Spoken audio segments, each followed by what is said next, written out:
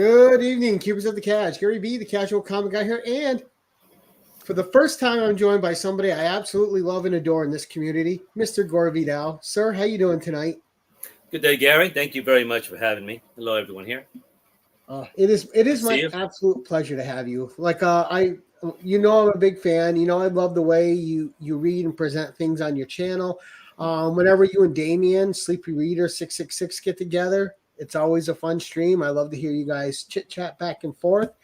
But you know, tonight it's our turn, but I just gotta ask one question when we get going. I don't even know or remember how you found my little channel here. So if you don't mind, tell me about how you found me and my content. I think it was one of the earliest videos that you made. No, one of Oh, the so a earliest videos really that I. bad one. No. Let me phrase it. No. It was not one of your early videos. It's one of the first ones that I saw. Is when you were talking about. Obviously, it begins with Conan, and it Right? was the European publication of the. Is it the Frost Child's Daughter? Oh yes, yep. The from Ablaze. The Ablaze one, and you had issues with it. You didn't like it, and I not at all, not even a little bit. not even a little bit. I know, and I liked it quite a bit, and I think I commented on your channel and about that. I think that's one of the earliest videos I came across. But you are part of that circle, where there is some we share some viewers. I mean, some you Right. fellow YouTubers, right? And so I think you came into one of those streams with me, and where you appear on the algorithm, and you were discussing, you're a Conan person, and also the up until meeting you, the person that I knew who loved Conan, uh, probably as much as you, was Damien, and he knows Savage Sword in and out. And then when I Right. saw Him in you, person. right, then when I saw you, and I mean, I think Damien would agree, you know it even better than he does, and he knows it quite well. So from there, yeah, I think I was one of the first videos that I saw with you. It was that video where we both disagreed about that book. Right. Yeah. That's still a hot topic for me. I still don't like what they did with that story. No, I know, Let's take a moment. We'll I pause, know. and I want to say hi to everyone that joined us. So we have first in we have Las Cruces. Good evening, James. Great to see you. All right, we have Kevin from Entropy Comics. Good evening, Kevin. Hope you're doing well, sir. We have Robert. Good evening, Robert. Nice to see you, bud.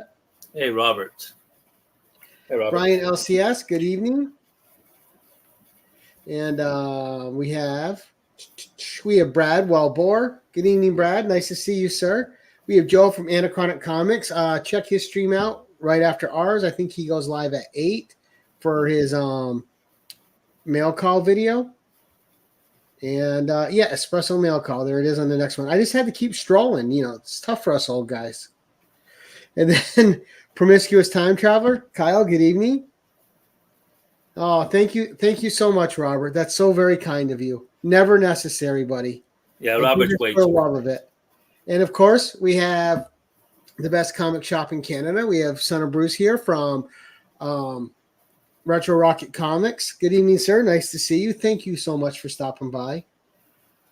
I noticed your name as well, like through some of the shared people that we watched, and I'm like, Mhm. Gore Vidal. I'm like, who's using Gore's name? I got to see. I got to see what this is.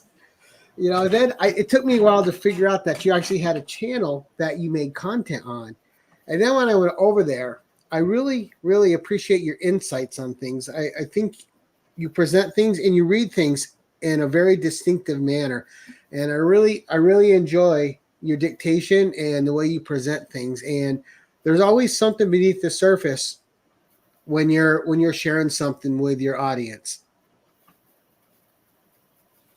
But Yeah, I only make videos about books that I like, and the reason I chose the name Gore Vidal is about must have been 10 years ago when I began to watch YouTube and on a regular basis, and I began to watch the comic channels.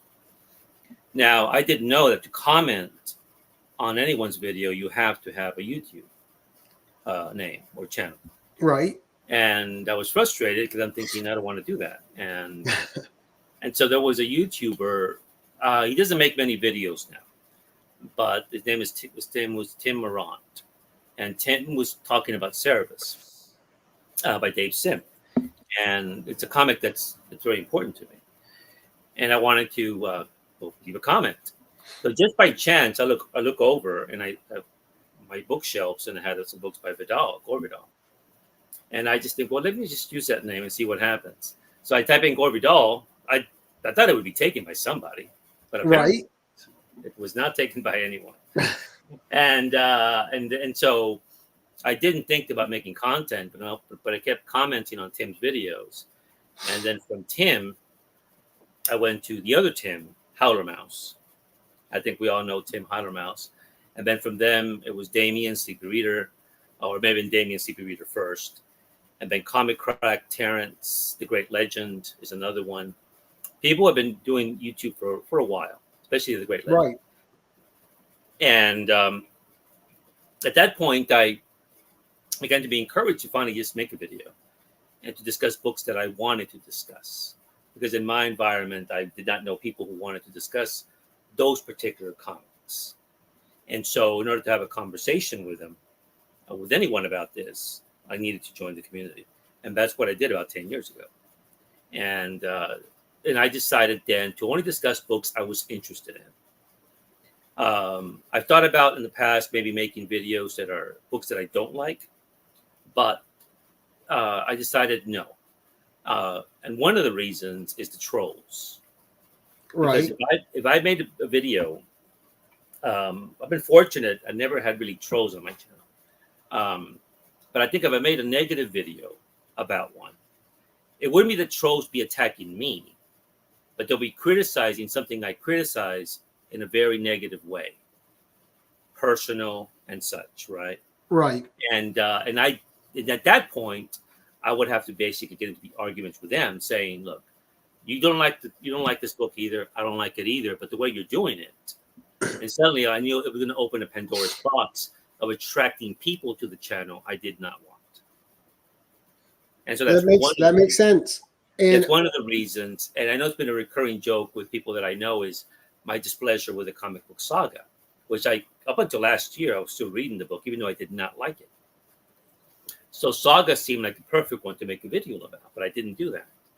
And because I knew that one would attract a lot of trolls, because people, and I didn't want to deal with them, because, but in the end, I think it's not what you're here for.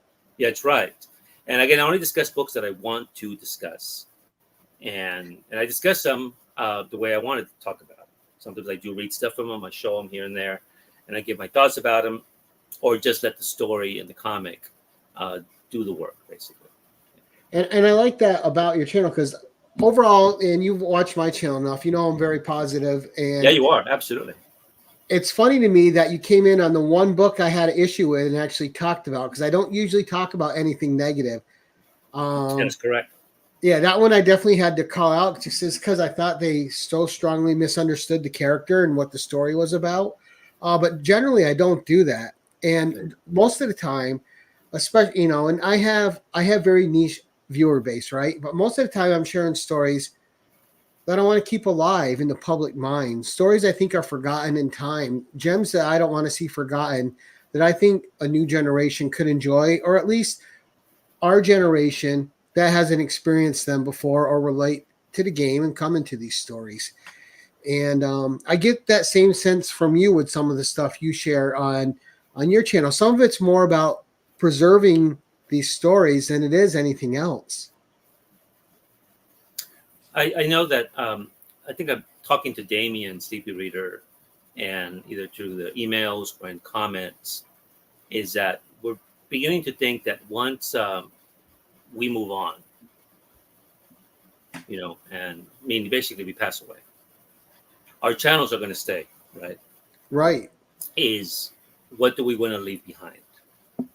And I think what's your after voice going to be?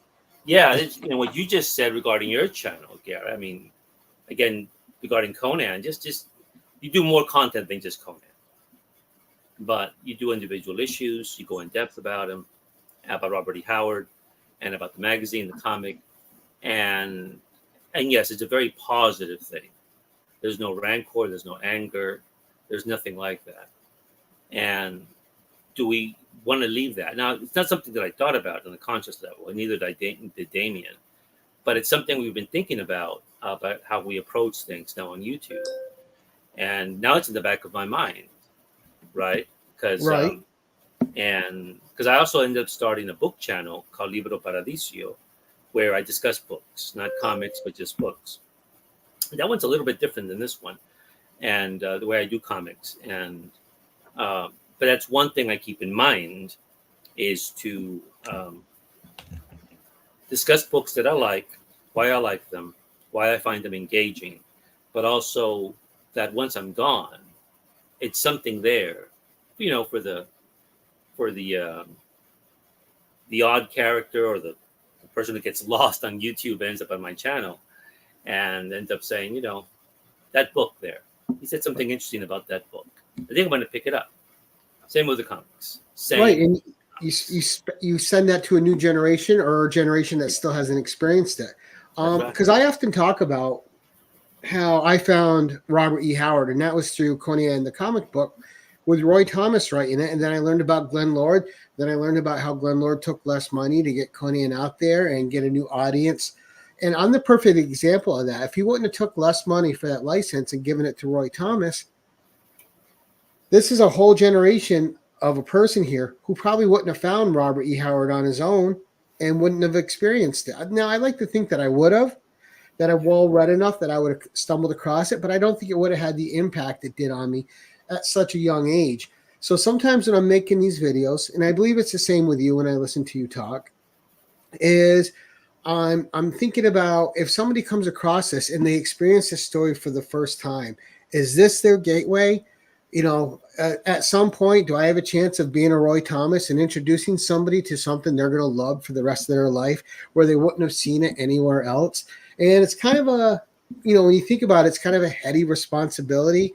But at the same point, if you're not doing it in a positive way, like we do, like we present things we love, you don't want to put the negativity out there because you can discourage somebody from checking something out that actually might be their favorite fandom for their whole life. And then it's your fault that they missed out on something that they would ultimately enjoy and would enrich them forever. Because it's okay to not like something. Our viewpoints are always different. And I think that gets lost a lot. I think something that is a big problem in modern culture now is if it's not for you, it sucks and it's terrible. And I know that's reducing the phraseology down to its very basics, but it's the phraseology I see everywhere, right? I read something, I don't like it. Someone posts, this sucks. It doesn't suck. If it's not for you, it doesn't mean it sucks. It just might mean that for you individually, it's not the right material. Now, it could be written poorly. It could be poorly put together. All that could be true, but it could be a great story and a great meaning that just doesn't connect with you. And I've certainly come across, like, I'm not a big Ninja Turtles guy. One of your videos I most enjoyed, and I did like the Turtles back with when they were with Mirage. I read those, and I thought those were fantastic. But one of my favorite videos from you was when you were talking about April O'Neil and the genesis of her throughout the years. I thought was brilliant. And think about that when somebody comes across that you might actually turn somebody on to the Turtles, April O'Neil, and that whole thing just from that one video you made. It could only affect one person's life, but imagine the impact it'll have on them as lifelong readers. No, that's absolutely true, Gary. I mean, not to get too dramatic about things, but it's our actions, right? We do one positive action. And I know Robert's in the channel here, the Comic G-Spot, and I really respect Robert, and I think Robert's of this mindset. And it's an anecdote that I've shared before, I think, on another video, but I'll share it here with you. And it's not related to comics, not related to books. It's just related as to what kind of footprint do we want to live on this planet before we're gone. Is that when I was very little, someone came to our door. It was a stranger. And it was a woman. And she knocked on the door, right? And my mother, I go to the door and I answer it. And the woman says that she's begging for some money. And so I go get my mother, and my mother comes to the door. And I overhear what the young woman, it's with a young woman, tells my mom, and she says that she needs money because she needs to feed her baby. Now she didn't have the baby with her, and uh, so what happened then? My mother then walked away, went to get her purse, got some money, and came back and gave her the money, and the girl scampered away. Okay. I asked my mother. I said, "How do you know she's not lying?" And my mother said, just matter of fact, she looked at me and says, "I don't know if she's lying. But what if she isn't lying?" Right. She said, "What's it going to cost me? So I won't have sugar with my coffee for a week." And left it at that. Right. But she created some peace in her soul by doing that action too. There was a, I mean, I was the one, who thought that the girl was maybe, using that situation, take advantage of, someone's emotion. My mother obviously thought through that, but the way she looked at it was, what if she's telling the truth? And we didn't have much money back then, and it's true, she wouldn't have had sugar with her coffee for about a week. But like she said, what would it cost me? It's just sugar, right? And she may have fed a kid. That's right. And so it's those little actions like that. They thought even if that person was taking advantage, right? And is thinking my mother's a fool for helping her. It doesn't really matter, you see. And so with us discussing books and comics that we like, as to and why we like them, and why we engage with them, and because in the end they're stories. And like in one of my videos, I said, stories. Where would we be without them? Right. And for you, I mean, when I saw one of your videos, when you discussed how important Homer was to you in the Odyssey, in many ways, that's one of the first stories. It's certainly one of the oldest stories, going over 2,500 years. And I just read it again this year, and I had your book to accompany it. Thank you very much for that kind gift. Oh, don't mention it. I think you would like it. And, and that was an oral story. Eventually, someone who was named Homer decided to write it down. Right. Then it's been, so orally, this story was passed down for a long time. And then when it became written, and now it's been part of human history, not just Western culture, but the entire world. Right. And that, and then the Iliad that complements it. Yeah, and it's been a part of my story since I was a kid, because I read that very young, probably 7 or 8. I thought that was amazing. I saw that in one of your videos, but I don't remember how did that happen, and how did you? That's pretty advanced reading for that. I mean, certainly for that book. I've always read voraciously, but I mean, I think I was introduced to it in school by a teacher, and I don't have very many. I don't remember my teachers like some people do, but I know I had 1 or 2 that were decent, and Yes. And you had your fair share that weren't. But I had one teacher that taught me how to play chess, and I've always loved chess ever since when I was very young.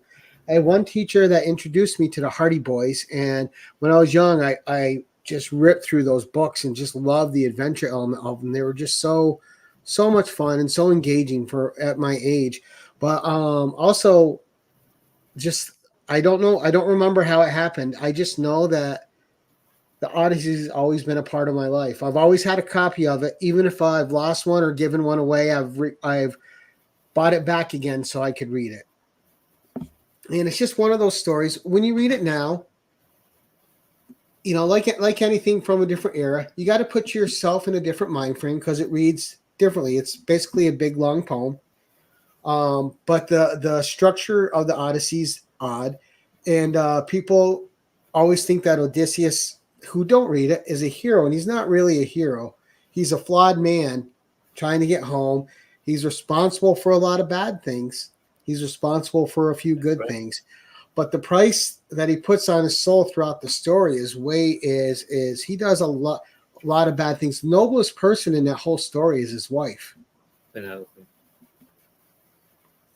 But but it's always been a part of me in reading.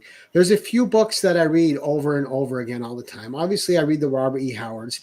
There's a fantasy story, and I bought a couple copies of it called World Maker. So it's WYRLD Maker, and it's by Terry Bison. And I found that story when I was young too, and it really lit up my imagination. It was told in such a different way. I read it every couple years again because I just love it. It's not a super long book, super influential to me, probably to nobody else in the whole world, but it helped form me a little bit in the fantasy world of what my tastes are and what I like. And this one novel of his just really, really cemented a love for me of the medium. And it's tough because I think the mediums that we find the richest, and this always has stumped me about the world, right? Is you have pictures, paintings, photography, all these beautiful images, right? You have all this text, all these words, all these novels, all these poems, all these essays, and they're all celebrated. But as soon as you combine them in a form where they're together, it's looked down upon and people put their nose up at it. And it's always really stumped me, especially since the children who start out reading comics have so much more reading. It's been proven in studies that their reading comprehension is far above that of the average reader.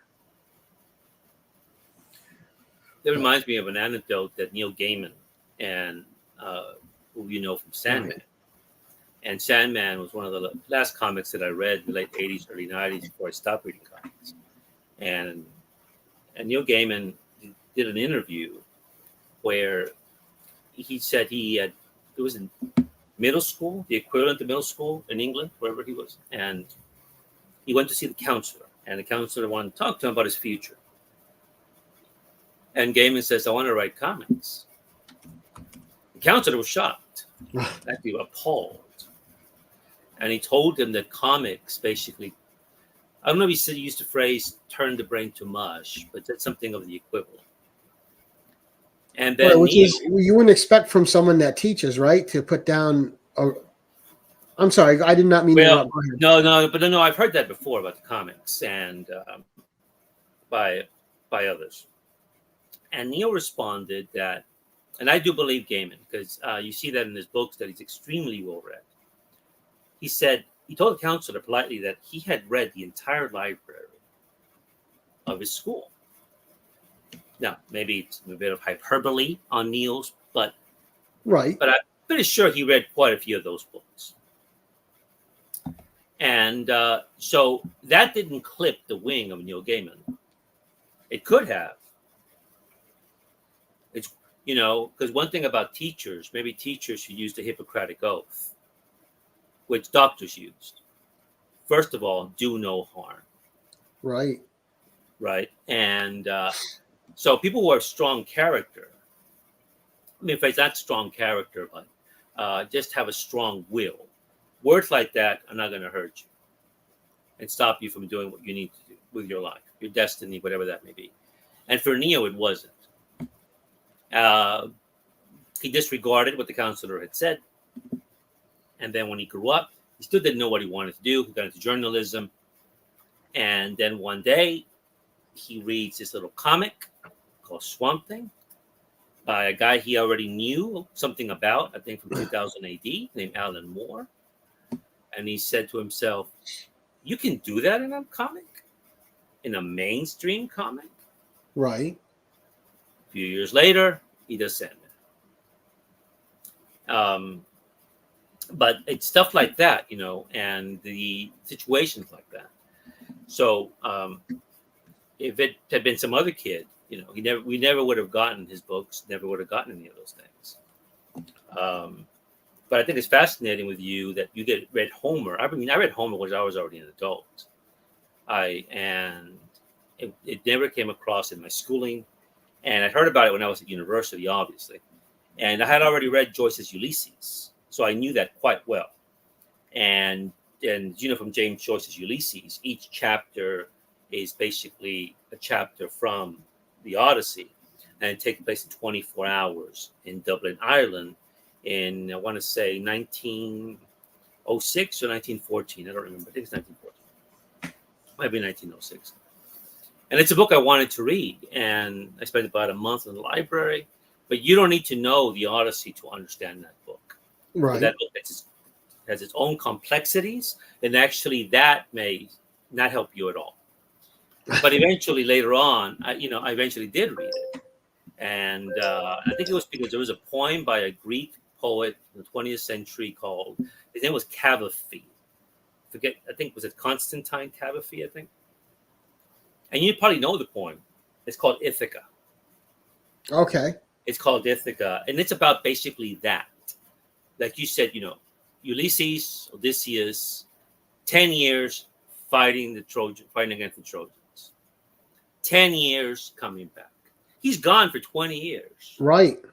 And so the whole Odyssey is about coming home.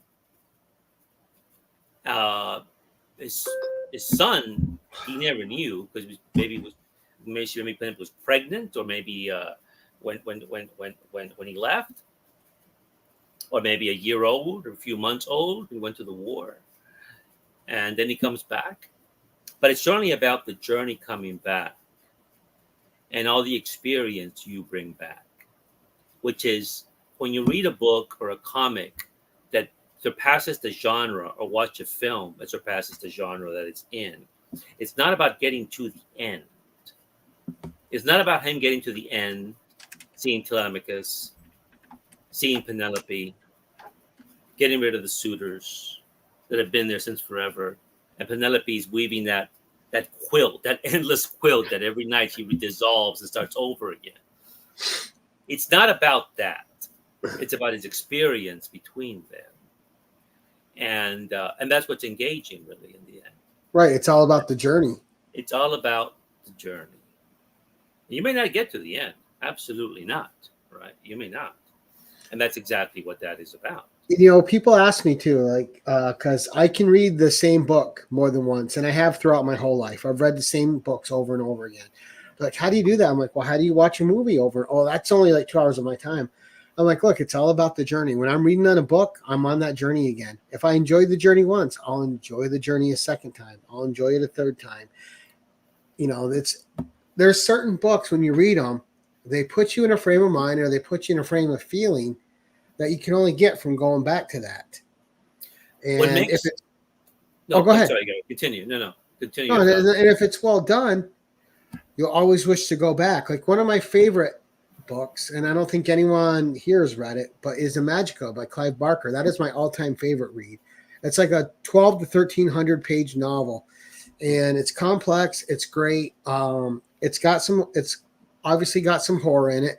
It's got some sci-fi elements. It's got some supernatural. But the thing I always respected about Clive Barker's writing is he knows how to write humans. He knows how to write emotions. He knows how to write frailty. He knows how to write misguided strength. He knows how to write all these things, and he knows how to put them together well. It was, I think it was an Italian writer I like a lot, named Italo Calvino. And Calvino wrote an essay, and the essay was about what makes a classic. And first thing is, a classic is a book that you reread. Simple as that. Right. And it's a book you reread. It's a book that also, when you reread it, it's like reading it for the first time. Yes. It's a book that reveals things to you every single time you didn't know about. And that's what makes the classic. And that, he's talking about books, but the same goes for music. Why do we listen to The Sound of Silence, if you like that song by Garfunkel, over and over again? Why do you listen to Break On Through to the Other Side by The Doors? Why do I listen to Love Will Tear You Apart by Joy Division? Why do I listen to Station by David Bowie? Why do I listen to More Than This by Roxy Music? And I mention these because these are one artist that I like a lot. Why do I listen to Nick Cave's From Here to Eternity? And in comics, in comics, I was going to show you this. I'm not sure how we're going to begin this. Sure, let me But get in comics, one of the things that I always return to is this comic here. And we can see that. That's Electra. Electra Yep. Assassin, right? By Bill Sienkiewicz and Frank Miller. And it's Correct. Yep. found in this oversized gallery edition.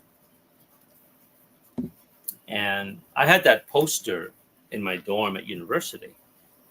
No one in my floor read comics.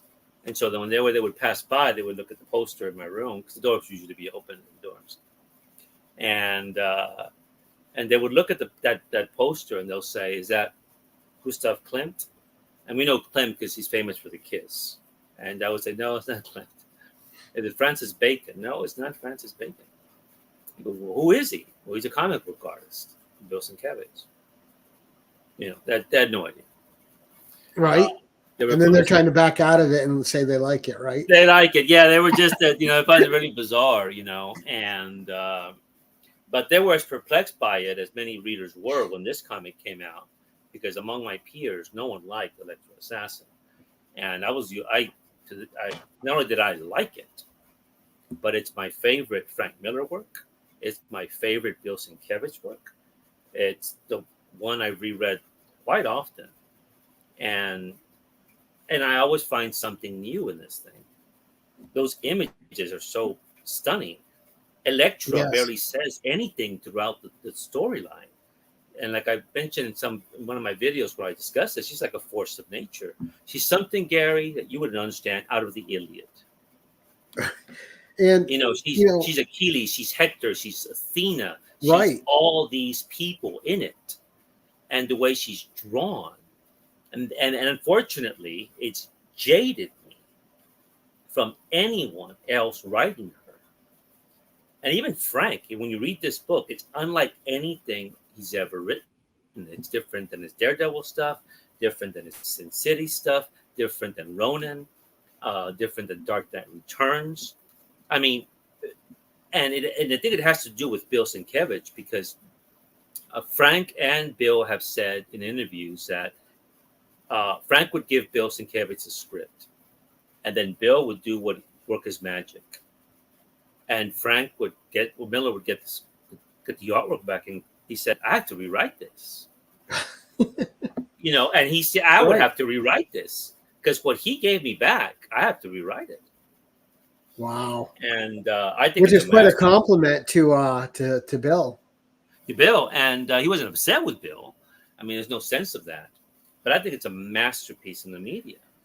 Well, and Bill Sienkiewicz, he can't just do that art form. He is prolific in many different styles.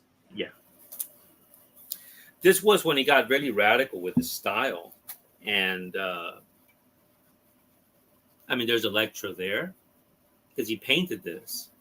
Right. This is now this basically epitomizes what Salvador Dali's surrealism, right? What is the surreal? See, I'm gonna have to get this and read it because that's a storyline I've never read. Oh, I thought you had read it. I'm sorry. No. I don't want to spoil it here for you. No, but now you got because I like Electra, so you got my curiosity piqued. Yes, there's it's just quite remarkable, but I think it's a classic in the media. Now, these are mainstream comics, mind you, but it doesn't read like a mainstream comic. And this is something that happened in the 80s, which you're aware of because you were there too. Oh yeah. And that's what, as a kid, I just happened to gravitate to these things early on, and they've been with me ever since. Now, so was that particular story your gateway into comics, or had you had exposure prior to that? Because I don't know where you grew up or how prevalent comics were where you were or how they were looked upon. No, basically is my family is from Mexico. I'm an American, but only because my mother's doctor, when she had me, there was complications, and we lived in Mexico, and my father had friends in Texas, and they knew a doctor who dealt with my mom's situation. So I was born in Texas, but then we went back to Mexico. It wasn't until a few years later when we moved over here. And in Mexico, there's a rich tradition of comics, but they have their own comics. comics. And my icon, as you can see, is Fantomas, who is right here, this guy right here, right? And this is one of the earliest comics that I read, that and Kaliman. Kaliman is a Hindu character who's very similar to the Phantom. He doesn't like to use violence. He doesn't, let me rephrase that. He doesn't like to kill, right? And neither does Fantomas.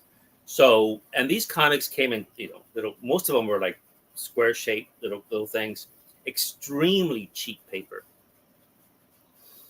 And so when you throw in that, the wrestlers, the luchadores, like El Santo, Mil Máscaras, the Blue Demon, and these movies were extremely popular in Mexico in the 60s and in the 70s. And I don't know if you're familiar with these, Gary, but you probably have seen El Santo. He has a silver mask. And the way they did these films back then was he would wrestle by day, but by night he was James Bond. Or he fought vampire women from outer space. He always had a tuxedo. He drew a really nice car, beautiful women all the time, and you never saw his face. And so these were some of the earliest comics in those films that got me engaged. And then when we came over here, I get to Texas. I think I mentioned on Robert's channel, if you've ever seen the movie Lone Star by John Sayles, have you seen that, Gary? I have not. It's with Chris Christopherson, and it's the second film I think Matthew McConaughey made, because he made it right after Dazed and Confused. And I've heard of it. I've just never seen it. It's a great film with Chris Cooper, and it's probably one of the best films I've ever seen about Texas. It gets us absolutely right. But it was one of those small towns that I lived in, pretty much like that. So there's no comic shops, nothing like that. So going to the grocery stores and the convenience stores, what did you see? Racks of magazines and comics. And that's where Savage Sword comes in. Savage Sword, the Warren magazines, the wrestling magazines. That's how I discovered the Von Erichs. And since I was used to watching the Mexican films and Mexican wrestling, now I was watching the American wrestling. I didn't speak a word of English, and so, but I would just watch these things. And so we didn't have a lot of money, but then I would pick up a Warren magazine, usually eerie or creepy, sometimes Famous Monsters, and Savage Sword of Conan. And so those were some of the earliest. It started really with the magazines and a few of the Mexican comics that I had brought back with me, which I don't have anymore. It was Gaiman and Fantomas. But I really, on the visual aspect, was important to me. Now, there may have been the issue of the language, the fact that I didn't speak English. And so I couldn't really read the books. I could read the books, not in English. And so visually, I got captivated there. But as you know, Savage Sword is really an adult magazine. It is. The Warren, it's really adult oriented, and as are the Warren magazines. And they drew you in with beautiful painted covers too. Like, how could you like art and not be a fan of these covers and all the effort in these worlds that these artists created on them? No, absolutely. And so that got me engaged early on. And it also helped that I was a good kid. What I mean by that is I was respectful of my parents, one. I was a good student at school, even though I struggled because I had to learn English. But I wasn't a problem child anyway. And then I went to Catholic school, so I was an altar boy. I say all these things because it allowed me to buy and view what I wanted to do without any suspicion. And as you know, some of those Savage Sword of Conans have, not say nudity, but a little bit of nudity maybe, right? Right. And so my parents never looked at whatever I was reading. They always just trusted me. But it was enough to enthrall a young man. Bingo. And it did, right? And then I began to see the Neil Adams covers of Tarzan, of the Burroughs books. And by this point, I already had learned English. And so I began to get some of those. And then I remember, I think I may have commented on one of your channels, one of your videos, Gary, is when I heard that Conan was going to be made into a film, As a kid, I watched a lot of TV, and when you remember those trailers and oh yeah, I forgot to say this. As a kid, I went to the movies a lot by myself. I was probably same with you, the generation when you were 6 or 7, you could go by yourself to a movie theater. Yeah. Well, here I am. If your parents dropped you off and they could give the ticket buyer the okay, and then you were good. There I was mean, the not even ticket that with seller. me. No, it was not even that with me. And when I many years later, I asked one day my mother. I said, "So you would drop me off on Saturdays in the movie theater?" And I was just curious about this. And she says, "Yes. Why? Well, you wouldn't stop talking the whole week. You want to go to the movies, And so we just dropped you off, and we ran our errands, and we went shopping. And this was true. So the way it worked is, if the movie was not rated R, no matter what it was, Gary, I would go and watch it. Nice. And one of the earliest ones that I remember, even though I didn't understand what they were talking about because my English was poor, was that movie. You probably seen it. Is with Audrey Hepburn and with Sean Connery. It's about Robin Hood when he's middle-aged. Oh yes. What's the name of that? Robin and Marion? Is that what it is? Yes. I remember. Is it? I know Marion's in it. I don't know if Robin is. I got to remember. It's been so long. Gore. No. Sean Connery is Robin. It's when he Yes. comes back from the Crusades and she's a nun, because he's been gone like the Odysseus. He's been gone for 20 years. Right. And so that's one of the earliest films that I remember. So yeah, and I would go to the movies all the time. And so I saw that. They had relaunched Planet of the Apes. I saw that. We had a neighbor because we went to school. I went to school with the kid next door to me, the same Catholic school. And sometimes on the weekends, they would go to a drive-in theater. Oh, nice. And so they would take double me. headers. Yeah, my friend, right? And that's how I saw some Bruce Lee films. That's how I saw The Warriors. Nice. And yeah, that's how I saw The Warriors. The Warriors had to be great on a drive-in screen. Oh, it was fantastic. Swan was. There's something about the graininess of the drive-in screen too that it's just cement you in. Basically, I saw all these movies that would probably call, and also would probably call Child Protective Services of my parents. Right. But it was the norm back then, right? It wasn't a big debate. They would just cover your eyes when you go in your Reaver. When I saw Alien, is taking off her clothes, and stuff like that. So movies early on were very engaging, but they're very adult-oriented movies.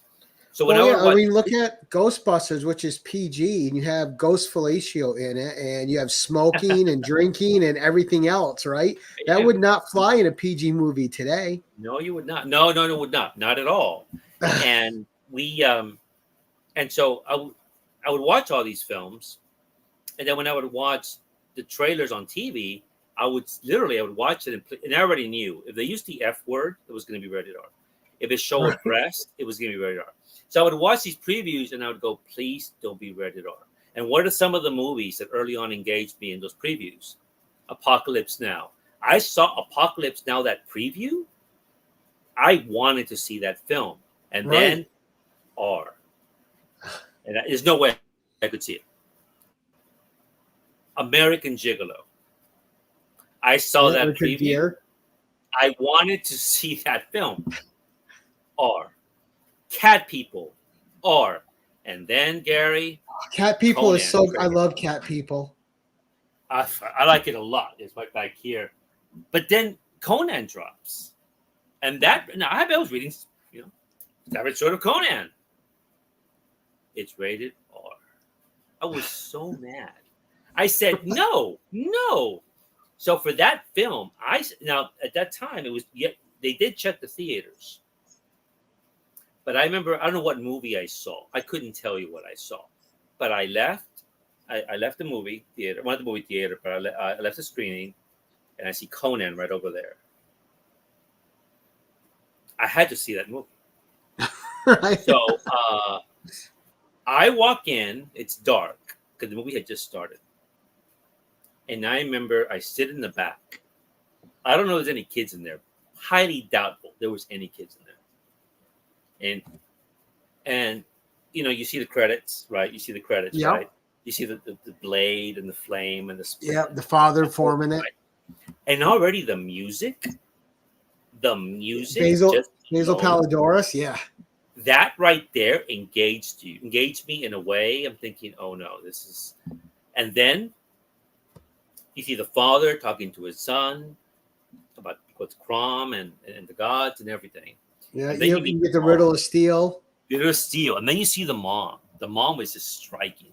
Oh yeah, she was just so gorgeous Woman, and then the music again, and then the Marauders arrive, the Raiders arrive, and you see that man. I guess he's like a scout.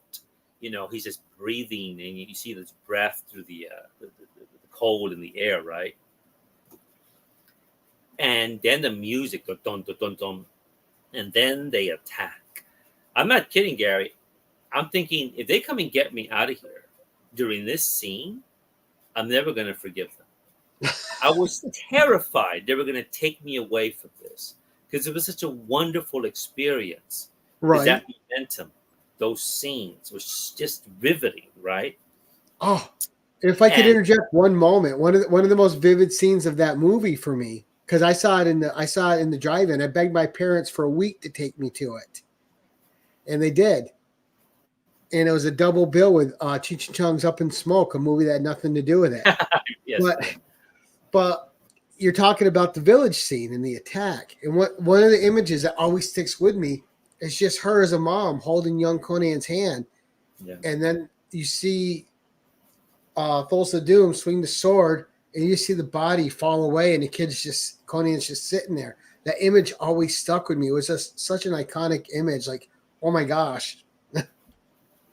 Same, you didn't expect any of this, and I sat through that movie, and all the way through, and I was just thankful that I didn't get pulled from there. Right, I didn't get pulled because I would have been embarrassed as well because there's some little kids in here, and but I just sat at the back, and I remember being mad at the movie too. You what? I was mad at the movie. I loved it, but I was also mad at it. Why? Because it wasn't a pure Conan tale. Because by then, I was 12 years old. I was already reading Robert E. Howard. Oh, I see. And I was upset that they took Kull elements and Conan elements and mixed them together. Oh, okay. And I didn't like that it didn't have Belit as the main woman. I'm like, why would they choose Valeria? This isn't Red Nails. So even as a young Conan fan, I was like, to this day, it's not a pure Conan film, but I still loved it. By that point, Gary, how did you convince your parents to take you to this? Did they take you to our films in the past? Yes, my parents were of the mind is if I could handle it, then why not? And I never had any problem handling anything. Like horror movies don't bother me. Like everyone loves The Exorcist. That movie is boring to me. Even as a kid, it bored me. I'm like, why are people scared of this? So I've always had a more adult mentality towards stuff. I'm not bothered by stuff, and I can understand. Yeah, I can always understand that what I'm watching is a work of fiction. I'm not mistaking anything for reality. And so my parents didn't care. They trusted me. I never broke that trust because I didn't want to lose my privilege. Yeah. They're going to say, regarding the films from that era was when HBO arrived, and HBO every 6 months would be a free weekend. I think you probably remember that. Yep. And again, like I mentioned earlier, happened to be a good kid, so they would let me watch whatever I wanted. And so what would happen, I didn't have a TV guide. I would just sit there on Friday evenings and Saturdays and into Sunday. And I would watch whatever they played. And I don't know, what did I see there? Because I didn't know what was going to come next. Right. And they had some good stuff. And Just to name a few, I love the comedy Dream On with Martin Tupper. Very adult comedy. Yeah, With I think I Brian remember seeing Ben and Wendy Malick. Great comedy. But one of the most influential things I was watching at a young age that I probably shouldn't have watched was the Sylvia Crystal Emmanuel movies. You saw Emmanuel. Emmanuel, yeah, from Was the it Sylvia Emmanuel? Crystal ones, How though. did you see that? Was that on HBO? I think it was on Cinemax. Cinemax? Because Cinemax. I know we Yeah. had both when I was a kid, and I went to bed hours and hours and hours after everybody in my house. So I was watching whatever I wanted. Yeah. But I just remember Sylvia Crystal being very influential on a young Gary B. I didn't know that. Did I know that about you? I don't know. Have you mentioned that before on one of your streams, Gary? I think so. And just there were French movies too, so they had that going for it. And it had a whole, besides the erotic elements of it, but it had a whole different way of telling a story. Yes, my understanding, people who saw it in the theater it was a very stylish film, first of all. So it wasn't your typical porn film. I don't think they considered it a porn film. And because it's very stylish and very beautiful, even the sex is not really gratuitous. And I saw it later on as an adult. Right. Well, and I thought she had a mystical element about her. Maybe it was my age, but I thought that Sylvia Crystal always had this kind of magical element about her. Might be the music, because the soundtrack to that's pretty good. Yeah. The music. So when HBO dropped those 6 months, that's how I saw one of your favorites of all time, The Thing. Oh, nice. Right. That's how I saw The Thing. And that's how I saw Escape from New York. And that's how I saw American Gigolo. I got lucky there. And that Apocalypse Now, I don't know if it was showing that weekend. Yeah, I can see that. And that's how I saw Heavy Metal. Oh, Heavy yeah, Metal Heavy Metal. Animated. Now that, if anything, made me angrier than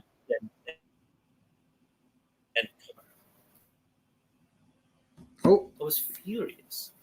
And now that one I almost got caught because we had family at that time over from Mexico. And I'm watching TV, it's a cartoon. And now I was able to when Dan's character, Richard Corbin's character, Dan, right? And you see the woman, I was able to change the channel. And I would time it. I would time it by 30 seconds or a minute and then change it back.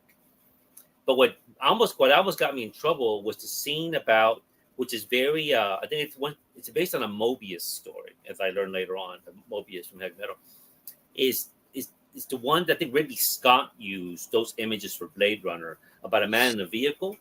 Yes. And right, John Candy was the taxi driver, right? A taxi driver. And then when that woman undresses and her breasts just flow, that one, when they looked, I remember when somebody says, "What do you want?" And I changed it really fast. And I remember I missed maybe 5 minutes before they left the room. I could change it back. So, but that brings me again to Heavy Metal Magazine, because around that time was when Heavy Metal, Epic Magazine was already, I think Epic Magazine had just been out. Right. I was buying Epic Magazine. And then one day, a Heavy Metal Magazine slips in. It's in the newsstand. I see that it's 18. I see that it's adult. And I open it. Yeah, and it's got a bunch of naked women in it.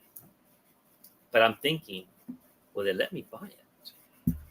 So I take my I know that nervousness walking up to a counter and tried to slide it up there. It was. It was, Gary. I took my Warren magazines, Creepy and Eerie and whatever, and Epic. And I was about to get into American comics, but I still wasn't reading the American comics yet. And so they let me buy it. They absolutely let me buy it. And let's see, I don't have the comic here with me, the magazine. I've showed it before on my channel. But it introduced me to several artists, right? And one of them was this one here. I've discussed Creep Hacks on my channel. The Valentina story. That is a beautiful cover. Valentina, and this one has the excerpt of the comic. I'll show it to you. It's not It shouldn't get you in trouble on your channel. But just to give you an idea of what this was, and I said, what is this? Let me find it here.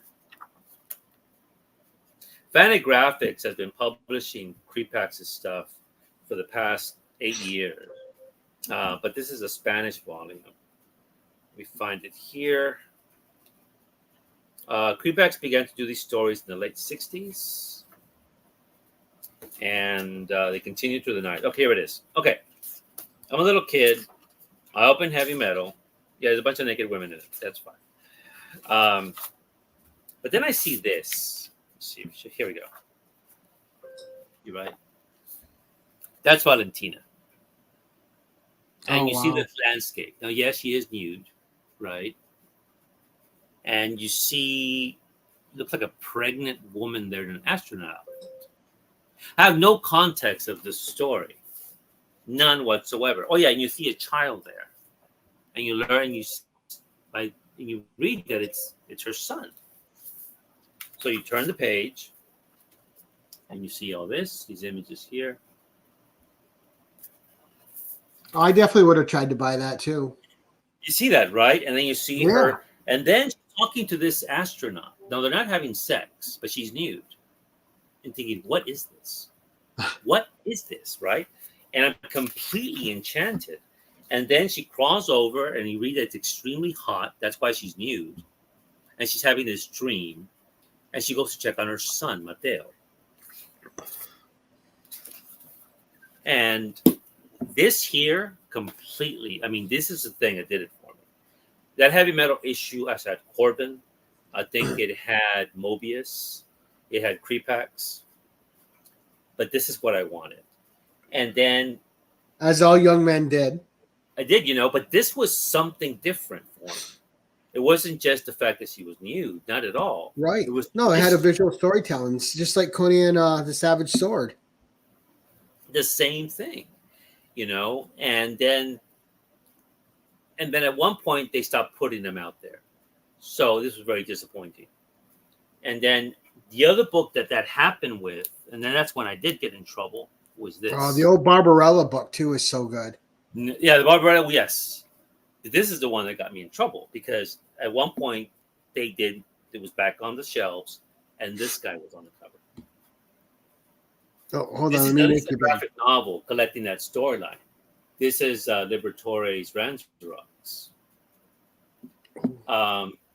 And the pages and so basically this is some stuff I can show you here without getting you in trouble with your channel. The artwork was stunning. The stories were completely amoral. It's called Rangerox because he's made from Xerox machines. He's a robot. Oh, okay. Oh, it gets yeah, it's good. And his girlfriend is 13 years old. Jeez. And they live in a Rome that's completely just hedonistic. People are mean. His girlfriend, his 13-year-old girlfriend, is just mean to him because she's a heroin addict. Tough world. It's a horrendous world. I mean, I can't show you much more. It's extremely graphic. The violence is extreme. Rangerox just tears up a bunch of people on a train. So anyway, this is one of the ones that I got. And I said, what is this? Now, by this time, I was starting to read Teen Titans. I was starting to read X-Men, Daredevil, and such. But I was already engaged in this world. And then I went back to buy the next issue of Heavy Metal, and that's when I got in trouble. I went up to the counter, and I wanted to know what happened next with this Rangerox story. And I remember the guy just looked at me. He goes, "You can't buy this." And I remember pointing to the shelves back here saying, "Yeah, but it was over there." And he looked at me as if I was some perverted little monster. And he wouldn't sell it to me. You say, "Hey, you're the one selling it, dude." Facts. But even back then, even in that era, even the old Marvel magazines had nudity and stuff in them. Yeah, but this one is very graphic. I mean, this one is very graphic. And I remember the next month I went by and I would buy my comics and my magazines. And there behind the counter, it was Playboy, Hustler, Penthouse, I don't know if Swank was around back then. I remember a book called We that was out then too. We was in there. Yeah, we Yep. was in there. And still heavy metal. So I never knew how the story ended. It frustrated the heck out of me. It wasn't until the 90s when I was an adult and I found the graphic novels of these things in various bookstores. And so anyway, so early on, I got engaged with comics in this way. And then by 83 was an important year because I would pick up sometimes, not Comics Journal. I don't remember ever seeing Comics Journal at the newsstands. Because again, I didn't have a comic shop where I lived. And I think it was Comic Scene. Okay, that sounds familiar. Comic Scene, right? And they had some pages of a new comic that was being launched by something. It was a publisher called Eagle Comics. And this is what they advertised.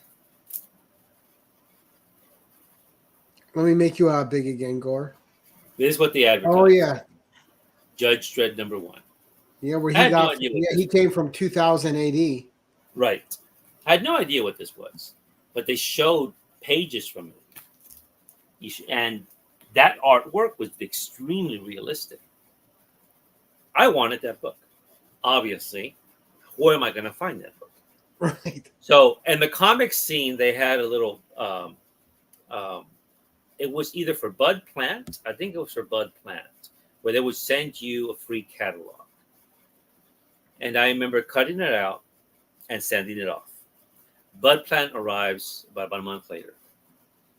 And so we didn't have, I was mowing lawns and my mother gave me a few dollars. And I just checked off the list.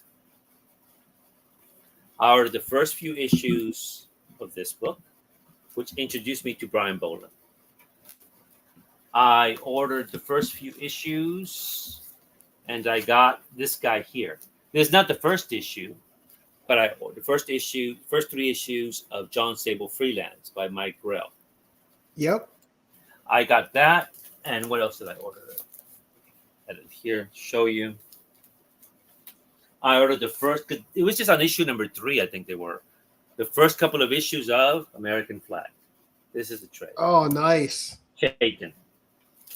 I ordered Captain Victory by Jack Kirby. By Kirby, yep. I ordered another Mike Grell book, Star Slayer. And so, and a few other things.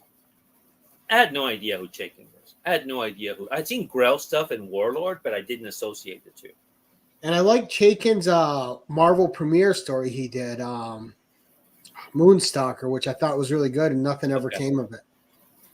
So when those arrived, and this was something, this was not Titans, this was not X-Men, this was not Daredevil, this was something entirely different.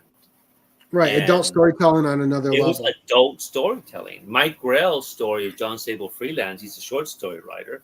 I'm sorry, he's a children's writer who has his disguise, and then he freelances and does different kinds of jobs. And I remember The Equalizer, the TV show, was about to drop. I love that show. Bingo. And so that show synchronized with this perfectly because I really like The Equalizer a lot. And it's one of my favorite TV shows from that era. I loved it. I didn't miss an episode of that. Every time it was on, I was in front of the TV. Same. It was that one and Miami Vice. Those two shows. And that era, I was there. And the music by Stuart Copeland, as you know, he did the music for The Equalizer from The Police. I'm trying to remember the main actor's name now, and it's leaving me. Woodward. Yes, Edward Woodward. So such a when that show premiered, I'm like, this is going to be a tough guy. From the first episode, I'm like, this guy's it. I love him. This is it. I got to watch every episode. His delivery, his acting was so good in it. Yeah, it was fantastic, that show. I have it on DVD now, and I think I've watched the whole thing. So these comics early on, and the problem at the time was, and then we moved into a city. The city had a comic shop. And so when I walked to that comic shop,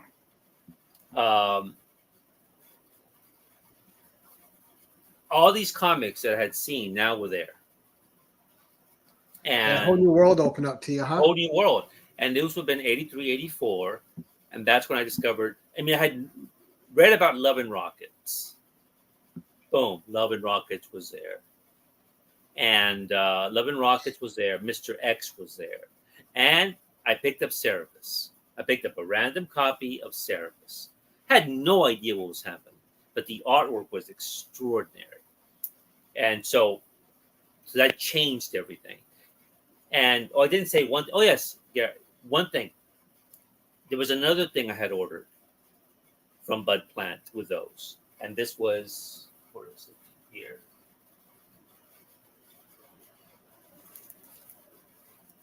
And this changed everything as well. Another one. Okay, here's another one. Was Nexus. Nexus is by. Okay. I got this one as well. So it was good science fiction. I ordered this guy, Warrior Magazine. Oh wow, I've never. Oh, okay, yeah, I'm familiar with that. Okay, Just haven't seen it in a while. I ordered because they showed a picture of this guy here, actual press button. Now, I was just too excited, so I ordered it, along with everything else. Judge Dredd, all these arrived at one time, mind you. Now, when I ordered this, I thought the whole magazine was dedicated to him. Obviously, I was very disappointed. But first, I thought I was also going to be in color. I ordered nothing against black and white, but I thought I was going to be in color. Right. Disappointment number one was it's in black and white, which I love. Disappointment number two, it's an anthology. So I have no idea what's going on. And Right. this is issue number 9. And that was tough as a kid to buy a book and it's an anthology and you're thrust into the middle of a story. And back then you had no way to get the beginning or end of it or the other middle parts. No. But the reason this was important to me, as you know, it was very frustrating, was I opened it and I decided to read it, right? So I read it. Now, this story here, you see this, it looks like some kind of, there's like Apollo, some Greek god, or like Superman. Right. But he's fending off the villains in a way Superman would never do. He would never kill them. Right. And the entire time, he's cool about it. And I'm reading it thinking, who did this? Writer is Alan Moore. Artist, Alan Davis. Oh, wow. Something. So I had no idea who these men were. But I said, this is not Superman. First of all. And then it gets worse for me. Because, it ends in a cliffhanger. Right. And I really like what I've read. And then this happens to me.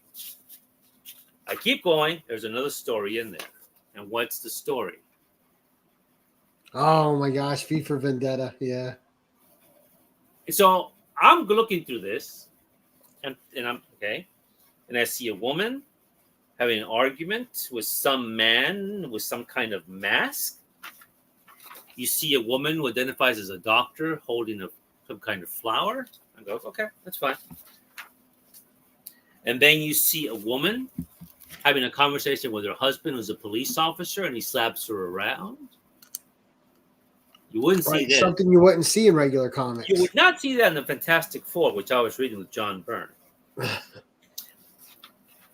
And then you see these stark images by David Lloyd.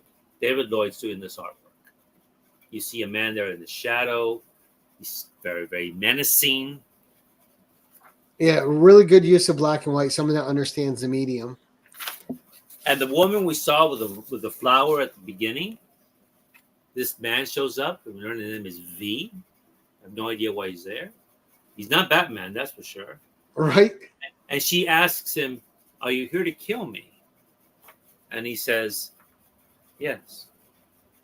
And her response is, "Thank God." That's how it ends. Cliffhanger, And so I said, oh my God. So this one is, again, one of the ones I had ordered, right? Right. And then about a year or two later, again, luckily moved to a comic shop. I keep reading in the letters pages to my other DC comics about Swamp Thing, and they said that some guy named Alan Moore was writing it. I'm thinking, wait a minute, it's the guy who did this. So I picked up Swamp Thing, and as you know, Swamp Thing for DC, just like Miller's Daredevil, Right. changed the mainstream comics. It changed them fundamentally, and it brought them to another level. Right. It opened a door. In another level of maturity and storytelling. And so I was already, and at the time, the way it was is the DC people didn't cross over and read Marvel. The Marvel people did not read DC. It was like the Protestants and the Catholics. And I read whatever I could get my hands on. That probably made you a heretic. It made me a heretic because I read all three, the Independents. I was just glad to have a comic. I was so glad to have a comic say, man. So, yeah, so the comic medium for me, you know, it engaged in all these. I was reading Legion of Superheroes because I like Keith Giffen's artwork. Teen Titans because of George Perez. X-Men really took off for me with Paul Smith in that brief run. And of course, I have experienced Daredevil. And so anyway, that comics in that sense, what they became very important to me. So it was more, so I didn't really start out with the superhero comics. Right. I started out with the adult comics. And another creator I'd like to mention from them from then, he also wrote some good Conan stories, but I loved his horror. It was Bruce Jones. Yeah, Bruce Jones was good. Very good. And so that changed things for me. But I remember I did get some slack from people because especially about the independents. One thing Marvel and DC readers that I knew, one thing they could agree on, they could not stand the indie comics. One, they had sex in them. Two, they had no superheroes. Yeah, things that would attract people like you and me to it. Yeah, it did. It really did. I mean, no one read Cerebus. I remember when Fire and Ice came out, and nobody could understand why I wanted to see Fire and Ice. That was pretty cool too. Yeah, they're just amazing. That and there was another one too. The Wizards. I think I remember that one. I don't know where I saw that, Gary. Yeah. But just some groundbreaking, weird animation stuff, which nobody was into. They couldn't figure out why I liked it, but I did. But I was always the same, like, you know, the Savage sort of Conan. I was just always reading kind of like I knew what it was, but the stories were good. And then when you got to those certain panels, you got an extra little thrill, like the kid getting away with something he shouldn't get away with. You know that little got one over on somebody thrill when you're young. Absolutely. What I was going to ask you, Gary, I think regarding Star Wars, were you a big Star Wars person back then? I wasn't actually. My Star Wars love when I and I don't love Star Wars, but that's what I said. Yeah. Return of the Jedi was big for me, and I read the book. But then in retrospect, when I think back, my favorite is actually Empire. But at the time when I was young, Return of the Jedi is what captured my imagination because Star Wars came out when I was 8. We weren't really seeing a lot of movies then. I remember one of my biggest influences movie-wise was the 1979 King Kong with Jessica Lange. I saw that too in the theater. I begged my dad again, just like I did for Conan. I begged my dad for a week to take me, so he took me. And I was in awe the whole time. Just in awe. Loved it. Jessica Lange was absolutely gorgeous in the movie. Kong, I thought, looked amazing. And just, you know, it was just everything your young, adventurous mind wants to see. You're in another world. There's none of the rules that you live in applying to where this world is. Everything is just on its own. And I've always been drawn to that, where it's just something different. Now, it's not saying you want to live in that world, but it certainly takes your imagination on a journey other things don't take it on. What other movies from that era do you remember you saw when you were a little kid that left an impression on you? I think Video Drone with Debbie Harry. How did you yeah, see I could mostly see anything I wanted. that? But, yeah, I Is was that David watching. Cronenberg? Is that one of David Cronenberg's early films? I believe, yeah. There's another one, Dreamscape with Dennis Quaid, which was pretty good. Altered States was good. I Oh, remember yeah, with watching. William Hurt.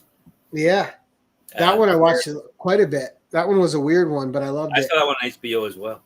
That one as a young kid took me a little bit to understand, but once I got it, Kurt Russell, not Kurt Russell. The director Russell was his last name. I think directed that. Yeah, but yeah, just so that kind of stuff, and then whatever weird sci-fi horror or even halfway erotic stuff I could get off HBO and Cinemax, I was watching. Very good. You know, And you had Lex. I don't know if you remember Lex at all. Lex is a riot. That was late 90s, Yeah. wasn't it? But that was good. You mentioned Brian Boland earlier. Yeah. And he's again a creator that doesn't get mentioned a lot. But one of my all-time favorite reads is a Brian Boland book. And it's Camelot 3000, which I don't think gets the attention it deserves.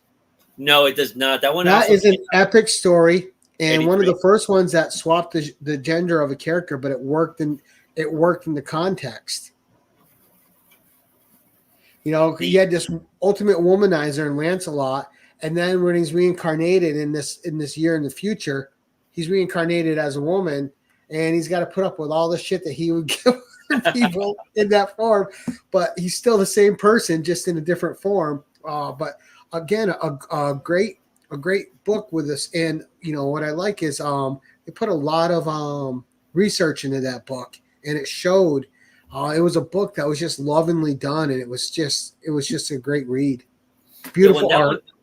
When that one came out, I debated ordering it when I was ordering stuff from Bud Plant, and that was one of the ones I didn't order. And I have the graphic novel. I've never had the single issues. I mean, the single issues you can get in dollar bins. It's so underrated. But I've always loved my graphic novel, and that's another one I read every couple years. Oh, it's Mike Barr, correct? Yep, Mike Barr. You got it.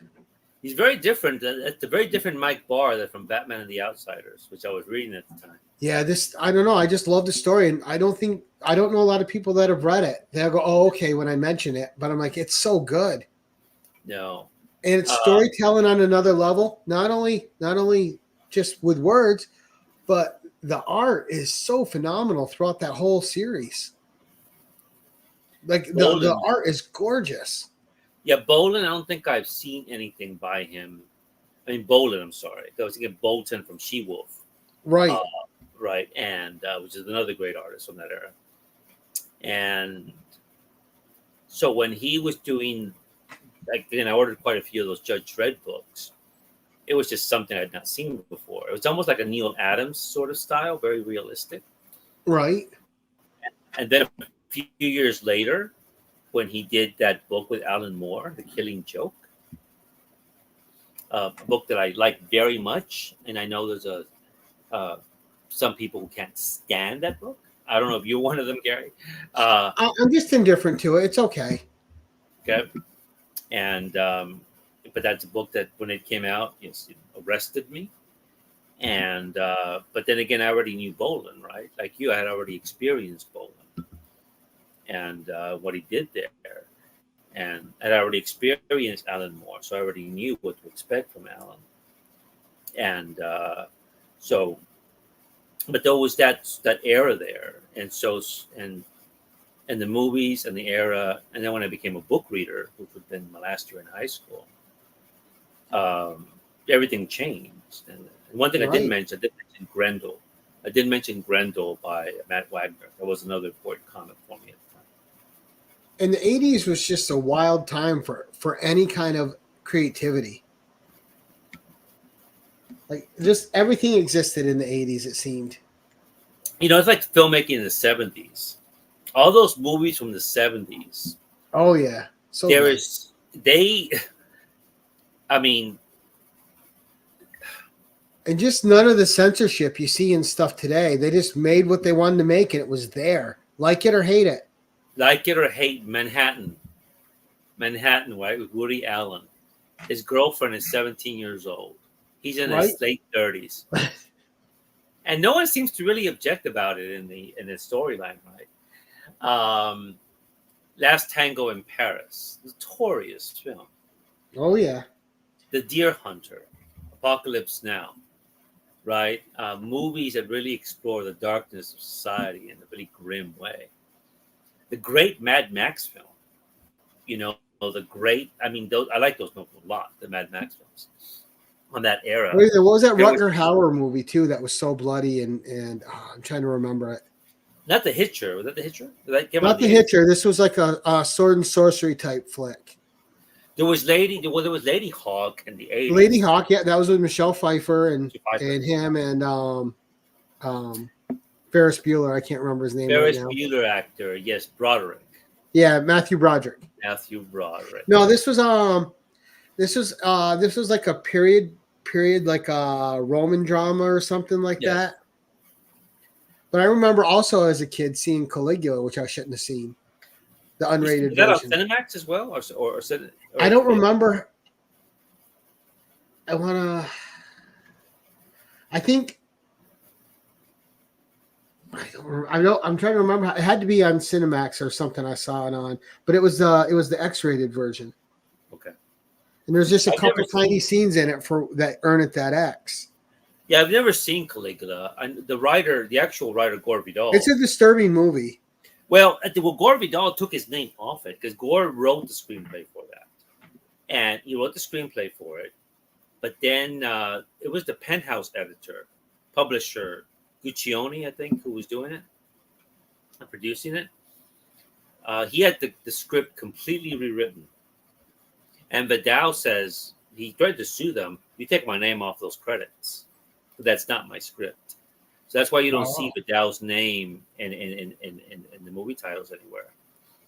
And Well, good for him for sticking up for himself, though. Yeah, well, yeah, Gore would do that. But Gore, I mean, you ever watch any of his old interviews? He just says what he wants to say, and that's it. No, I've Vidal is eventually I'll discuss him more in my BookTube channel. But I met Vidal in 2006. I spent an hour with him in Austin, Texas. He was there with other writers at the book fair, and friends of mine had arranged for me able to meet him, be able to meet with him. And so for an hour we spoke at the Four Seasons. It was at a bar, and we just spoke. It was about politics mainly. Oh, nice. And I first read Vidal's essays in the early 90s. And the first book I read of him was 1994, 95 was Lincoln. That was the first book by him that I read, actually a novel. And since then, I think I've read most of what he's written. But Lincoln, I've reread several times. And before I left that day, after meeting him, I had him sign Lincoln. And I shook his hand and told him. Now, mind you, I've had good teachers in my life. Not in elementary or high school. I never really had good teachers then. But at university level, I had good teachers. But I shook his hand and I said, "You're the best teacher I ever had." Oh, wow. Because I don't know if you can see behind me, right up there, that top shelf, all those books are Lincoln biographies. And behind that is the complete Lincoln writings. Right below that, it drops to biographies of Jefferson, Supreme Court Justice John Marshall, biographies of Hamilton, biographies of Aaron Burr, biographies of James Madison, the founders, biographies of George Washington. Yeah, I remember reading the Thomas Jefferson biography. Well, which one did you read? I don't know. I read it when I was a kid. Did? So I don't remember anymore. But what he did was even though I was a government major, but the thing is, when you're a government major, you don't get a lot of history. You get a lot of theory. Right. And so my history was very sketchy. His novels, his historical novels, got me interested in American history, which is why I have a whole bookshelf dedicated to American political history. And so that's when I shook his hand, I thanked him. I said he did something the teachers had failed to do with many of It us. created an interest in for you. The way it should be, because political theory is political theory. But you got to understand when why did they act this way? Why did Jefferson act the way he did when he was president, different than when he was not president? Why is George Washington a great president? All those things were never just say, "Oh, he's great." Why? Because he was the first. Well, that tells me nothing. Right. Well, he was an honorable man. That's just a statement. It doesn't give you any It context. does not. And so, why did Burr shoot Hamilton? And why is Hamilton so important? And so, it made me pick up these books, these biographies of these men. And so that's why Vidal was just so important to me. And so when I got to meet him, it was just a great honor to have met him. And maybe that's why I guess his books were prominent before me when I decided to start a YouTube channel. It was an easy name to remember, and it was a writer that I liked. So yeah, that's why. And he's another guy too. I just love the way he spoke. Yeah, his dictation was great. He's a very good reader. And he was very sly sometimes with his comments, which were awesome. Yeah, he would sneak stuff in there, and right under the radar at people. They would get it a second or two later that he got them. Yeah, he has an anecdote that he's in some party in London that had all the big wits and people at the time, and it was like 3 or 4 in the morning, but no one would get up to leave. And the reason no one got up to leave was because they knew once they left, everyone there was going to tear them to pieces. Wow. And so he relates that anecdote, so no one left. And so no one left. And yeah, but that was just a fascinating character. And I know quite a bit about him, actually. And now I got to ask you, because it seemed like it would be up your alley. One of the things I absolutely loved reading, and this was me like pre-14 years old, is I loved the Sir Arthur Conan Doyle Sherlock Holmes stories. I read them all before I was 14. Oh wow, I have not read them all. You read them all before you were 14? Impressive. My parents had a friend, and she was a big Sir Arthur Conan Doyle fan. She had a collected leather-bound edition, and she entrusted it to me because I wanted to read it. And I sat down and I read it all within like a month, and I returned it to her in the exact condition she lent it to me, just to prove to her I was trustworthy in that, because she was nervous lending it to me. But at the same time, she was such a good person. She didn't want to deny a kid who wanted to read. So against her better judgment, she loaned it to me. And I protected that book with my life until I was done with it. But I loved the old Sherlock Holmes stories were so good. I loved them. Like I was completely encapsulated every time I would turn a page. Just I was lost in it.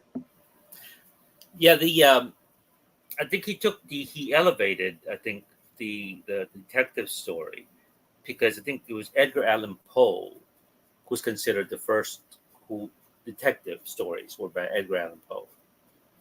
And then a few decades later, when Conan Doyle began to write his stories, he took it to another level. I've only read a handful of his books, of his stories, although I have his collected edition somewhere here. And did you ever read the detective stories by Chesterton, the Father Brown stories? No, I'm not familiar with them at all, actually. Chesterton, I think you might like. He was a early 20th century writer. He wrote an insane amount, mostly about theology, but he wrote short stories about Father Brown, who was a detective. Now, I think I know the name now because they made some British TV shows after him, right? They have. They are excellent.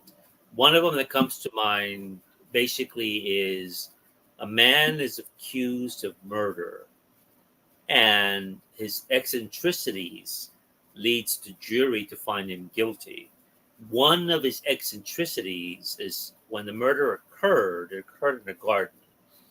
And there's a bridge, if I remember correctly, above the garden. and he was seen staring at the stars, and then he was doing something with the stars. So that was another thing on the jury's mind, why he must be guilty. He had to do this. Father Brown comes to his defense, and one of the arguments he has as to what's wrong with the verdict is the fact that the jury, who made up the jury? And Father Brown says, were any of them poets? And they said, no, not one was a poet. Were any of them artists? No, not one was an artist. Well, this man who he just convicted was an artist. That's why he was standing on that bridge. He was looking at the stars. Right. And working on something, on a project. But you use that against him. But if the jury had had one poet, one artist in that group, he would not have been convicted. That's what makes Chesterton a fascinating writer. He's very good at paradoxes. Right. And I had seen him be quoted for years, usually in politics. Because I was a government major. I keep up a lot with politics, even though I don't discuss politics on my channel. And I would see him in essays, and he would always be quoted by various people. And then when Neil Gaiman did Sandman, Chesterton the man, although by a different name, appears in the book, in the comic. Oh, nice. And so he's not called Chesterton, but he's Chesterton. He looks like Chesterton. He talks like Chesterton. And then I learned on the letters page that it's Chesterton, according to Neil. And big influence on readers. I mean, he had a big influence on a generation of people. You could be an atheist and admire his theological writings. And the thing about that time too, though, Gore, is I love, especially these writers from the 30s and the 20s and the 40s. Mm-hmm. I love the dictation they use. I love the style of writing. I don't know. There's something about the way that they would put sentences together that really speaks to me, that really puts me in a different time and place. And I always love going back and just reading stories from that era. And some people criticize them now because not everything in those is very socially correct. But you have to, when you're reading something from any time period, you have to give allowances for when it was taking place and what the writer's life experiences were during that time and what would be normal for them to include in something. And I just absolutely love the worlds that they created back then. I love the way they put them on the page. I love the way they explained them to you. And I love the way they drew you into them. And you would start, and before you know it, you're 60, 70 pages in, and you're already through this, you're already going through this journey, and you didn't even, it feels like you just began it. It was just magic. Every sentence by Chesterton is one of the few writers who a sentence will make me smile. He's that good. I'm not exaggerating. I'll have to check him out because he's someone I've not read. You'll have to send me his name after. The novel, he wrote a lot, but the novel he's known for is A Man Called Thursday, or The Man Who Was Thursday. And that novel had an influence on Jorge Luis Borges, the great Argentinian writer, Gaiman, you name it. And when you were talking about this, Gary, and something when the conversation began early on, when you said something about sometimes readers don't dismiss something because it's not for them. Right. And I think and then you talked about something now, what you just said is about not ignoring or not caring about the social context and the period of something that is written. Right. Right. And it's one of those things where I began to notice that in the late 80s and the early 90s with people, my peers. When I remember when Huckleberry Finn began. Oh yeah, that's definitely controversial now. If right? You read it. But that was something new at the time. It was only a minority of people saying they had a problem. But we would say, wait a minute, no, this was written a long time ago. It takes place at that time. But the fact of Huckleberry and his friendship with the African Americans, right, he still sees them as a human being, right? And the context of it doesn't. And so, but already there was already the seeds were there, right? And I never had that issue, and I've never had that issue about even with people who write about Mexicans and such. If they if it's a certain period or something, it doesn't bother me, you know. Right. Um, and I've noticed also with I I read quite a few Mexican writers, contemporary writers, Latin American writers, and Gary. Whenever I read them, and these are men and women, Gary, young men and women, Right. 30s and 40s. When they talk about writers, who's often mentioned? William Faulkner. You hear him mentioned more by foreigners than by Americans. Faulkner's mentioned. Oh yeah. Shakespeare's mentioned. You know, writers, you're thinking, oh, okay. You know, you never hear the American writers discuss these people. Right. And People like Harlan Ellison and stuff like that. bingo, Yeah. Lovecraft has a big following in Mexico. Even though we know about Lovecraft, and they'll acknowledge that, yeah, he does, you know, what he portrays immigrants and all these people. Right. But they, Even in some of the Howard writings. bingo, yeah, they do. They able. But when you read Charles them, Carson, yes, like you don't feel hate coming from Howard. You just feel like this is the period. This is how things were. It's not like he's trying to hate on somebody. Right. And I don't know. You know, there's so many great things. But yeah, I agree 100%. People are sometimes looking to be too critical, and they're denying themselves an experience by doing so. They're denying themselves a certain amount of enlightenment by wanting to be offended by something all the time. right. There's no. I mean, I've never had an issue whatsoever with any of this, and I'm not alone with it. I know quite a few people the same way, and Like there's some stories I don't even do on my channel just because I don't want to put up with the comments and the grief from people because they oh, I can't didn't know that. they can't disassociate with it. What it would be, right? Yeah, And it's not a bad story. It's not a story based on hate, but there's a couple phrases in it which people would just blow the channel up about. So I'm like, unfortunately, I can't share this because someone's always got to have their crusader complex on and take up a fight against something instead of working to try to understand it and Yeah. put yourself in the period of time that it was written, what it meant then, and why it's actually there. And you can find some enlightenment in that if you're not so busy trying to fight everything all the time. I mean, it basically, but this is something I think that's new because in the past people were aware of those issues, but it wasn't the issue. Right. It wasn't the issue. I mean, when we go back to George Washington, for example, right? And if you focus on George Washington and he was a slave owner, and Correct. you focus on those things, which is a reality, but you're thinking, okay, people always knew that. It was just one of those things. That was the time. Yes, not everyone was a slave owner. Hamilton did not own slaves, maybe when he was younger, maybe, but Franklin maybe when he was younger, but then he didn't. Burr did not. John Adams did not. Okay, separate those issues. But what made George Washington great? As a revolutionary general, he wasn't very good, but he kept the army together. Especially an army didn't want to be there. There were a bunch of militia people, had no military training. He did. If anything, he was a traitor to England. He was basically be tried for treason. Right. He was a British officer. And but what made him great was his presidency. The United States was an invented country. It was made up on a piece of paper. Right. And it had an executive. How do you acknowledge the executive? Is he going to be a majesty? Is he going to be this? He says, no, just the president. And he set an example for the presidency, how to conduct yourself. He puts Jefferson as the Secretary of State.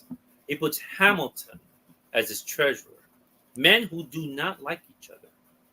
Men who see the federal government as something very different. Hamilton thinks we need a strong federal government. Right, but it's a good way to keep each other honest. Jefferson, not at all. He did not distrust. He distrusted this completely. And then Jefferson had a bunch of shenanigans as Secretary of State to try to undermine Washington. Okay, so you have that issue. And then France and England are at war again. France helped the U.S. win the Revolutionary War.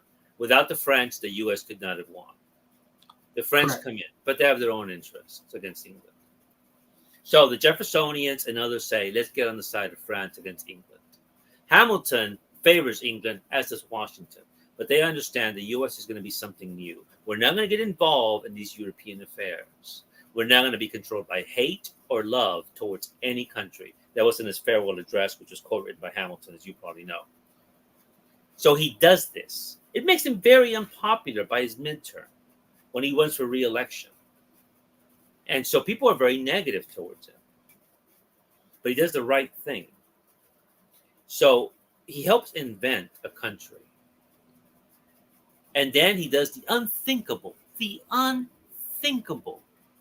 After a second term, he steps aside. Which military general in history ever steps aside from power? Right. Maybe Cincinnatus did in the Roman Empire. Yeah, but once they got it, they want to keep it. That's right. The Europeans were baffled. Napoleon at this point was about to conquer Europe. And so that's what made Washington great. And when you focus on those issues, yes, he was a slave owner. Yes, he freed them after he died. You get into those issues as people knew that for generations. But that's why Washington is essential. And then we get to other issues like Jefferson, why he's essential. Focus on Hamilton, why he's essential. But it's something new that those other issues cloud everything, right? Right. And with Howard, right? You know, if you're going to get hung up on Howard, is okay. Well, what makes him a good writer, though? You know, and knowing I was going to be with you, I reread one of my favorite stories by Howard. One of the last ones he wrote was this. You know, remember he was doing these Western stories, Gary? Yep. I never read that particular one. Well, you probably have one. This is a collection of some of his Western stories he wrote before he died, and one of them is the first. It begins with two sentences. The first sentence is about bloodshed, and then the second sentence is about a woman who had a dream, the same dream 3 times. These two sentences arrest you. Then he describes how 5 men, it takes place in Bastrop. Bastrop is a few miles from Austin, Texas. These men are attacked by the Indians. 3 manage to escape, but 2 are shot with arrows and by bullets. The Indians come. They scalp one of them by the name of Josiah. He's still alive, though, so he feels the scalp. And in one of the sentences, Howard writes, the Indians didn't invent scalping. It was the English who brought it here. So he adds that part. Right. In that little sentence. So Josiah lives. He's in deep pain. He's been scalped. He sees his men naked, his other friends, 2 dead friends there. They're naked and they're dead. He starts to crawl because his home is not that far away from here, but he knows he's not going to make it. He finally reaches an oak tree, and he sits there, waiting to die. At the same time, there's a woman in a cabin that's not that far away from Josiah's cabin. And this woman, when she goes to bed, has a dream. And in that dream, she already has heard as to what happened to the men, has heard about what happened to him. But she dreams of him by that oak tree, and he needs help. She wakes up her husband. Her husband says, "You're dreaming." She goes back to sleep. She has the same dream, dream number 2. Wakes up her husband again. She goes back to sleep. The 3rd dream. She dreams him there by the oak tree. Now, she has no knowledge he's in that oak tree. She just heard him and the other men were killed in another location. So finally, her husband wakes up, and they go to the location. They find the other men. They don't find him, and then they go to the oak tree, and there he is. He lives for 12 more years. But that's not how Howard ends the story. He ends the story there's a footnote to this story. The footnote is the man lived for another 12 years. But the man said when he was rescued that he had a vision of his sister Margaret, who was living in Missouri at the time. And in the vision, his sister's telling him, stay alive. Stay alive. Wow. He learns that his sister had that vision, his sister, when he learns about that months later, his sister's now dead. She died not only that same day, but that same hour when he had been attacked by the Indians. This is a 3-4 page story by Howard. Right. And people don't understand. He could cram so much story into so little. So little, but then I mention this because in Latin American fiction, they have something called magic realism, a phrase I've always hated. They only apply to some of the Latin American writers. Very cutesy. And where writers incorporate stuff like this. Now, he wrote this story in the 1930s. Right. In the 1930s, 40s, and 50s in Argentina, you had Jorge Luis Borges, Julio Cortázar, and others who were doing stories like this. Very much like this. Same sort of elements taking place. And to be fair, Ambrose Bierce, who we know from Owl Creek Bridge, had done something like this before Howard. Especially with that beautiful story, which is like Owl Creek Bridge. And so, and he doesn't get spoke about enough either. No, Bierce is a very important writer to me as well, and also to many Latin American writers. But he's more popular in Mexico and Latin America than he is here. And I rarely hear American writers say they were influenced by Clive Barker coined a phrase for this kind of storytelling because he applied it to himself, which I always did like. He called it imaginative fiction. Imaginative fiction. Yep, just short, simple. I'm sorry? Just short and simple. Things that he doesn't want, because he applied that to fiction that had all these different elements to it, but people want to shove it in a category. Okay. Some fiction can't be categorized. It's a mixture of different elements, and it doesn't fit into one thing very succinctly. Yeah. No, that's the thing that became known in science fiction and speculative fiction. Have you heard that phrase before? Speculative fiction. Okay. I think that came up with writers like you mentioned Ellison, J.G. Ballard, and Michael Moorcock. Robert Heinlein. And maybe not I haven't heard applied with Heinlein, but what happened, I remember seeing or reading about, I think it was with Ballard, or maybe with Ellison, when they, by the 60s, instead of talking about the science fiction in outer space, talking about the inner space. Oh, okay. Gotcha. And so they were having trouble at that point. They would submit some of these stories to science fiction magazines, which were used to aliens and space travel. And they would say, this is not a science fiction story. So they would reject them. Then they would submit it to the literary magazines. I'm not sure, like the New Yorker, but publications like that. And they would say, this is science fiction. So same thing Robert E. Howard did. If he would submit it to this and it wouldn't take, he'd submit it to the other one and call it this one. So that's where it entered Michael Moorcock, because Michael Moorcock became editor of a thing called New Worlds. And he began to publish these stories. And eventually, I don't know who came up with the phrase speculative fiction. And so those were those stories. And Ballard's another writer. It's very important. J.G. Ballard. Yep. Yeah. And there was, and I wasn't a big, I know I mentioned Robert E. Heinlein. I wasn't a big Robert E. Heinlein reader, but he wrote one book that I absolutely loved, and that was called Friday. Friday I have not read. What's that one about?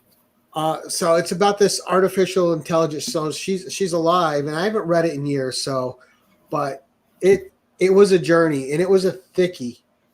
And I just remember my imagination being captured by this basically this robot that just had more humanity in her than humans, and it was just really good. But it was action, it was sci-fi, there was a lot going on. I just remember, and this is one I should reread because I haven't read it in over 20 years, but I loved it. I loved it so much I still remember it to this day, but it's not on the reread list like all these other ones I've talked about. But there was like, I wonder, because I wonder if this would appeal to you. I don't know if you know who the director Kenneth Branagh is, but he's one of my favorite directors. Yeah, the actor Kenneth Branagh. Yeah, he started out directing for Henry V, right? Yeah. Have you ever seen Dead Again? Yeah, I saw Dead Again when it came out in the theater. Yeah, I saw. Now this was my introduction to Kenneth Branagh. Oh, okay. I'm like, what's this? I'm like, well, I don't really want to say anything else. So I was with a date at the time, and I brought her in. I'm like, let's see this. So we went in and watched it. That movie blew me away. Loved it. I thought the acting was just incredible.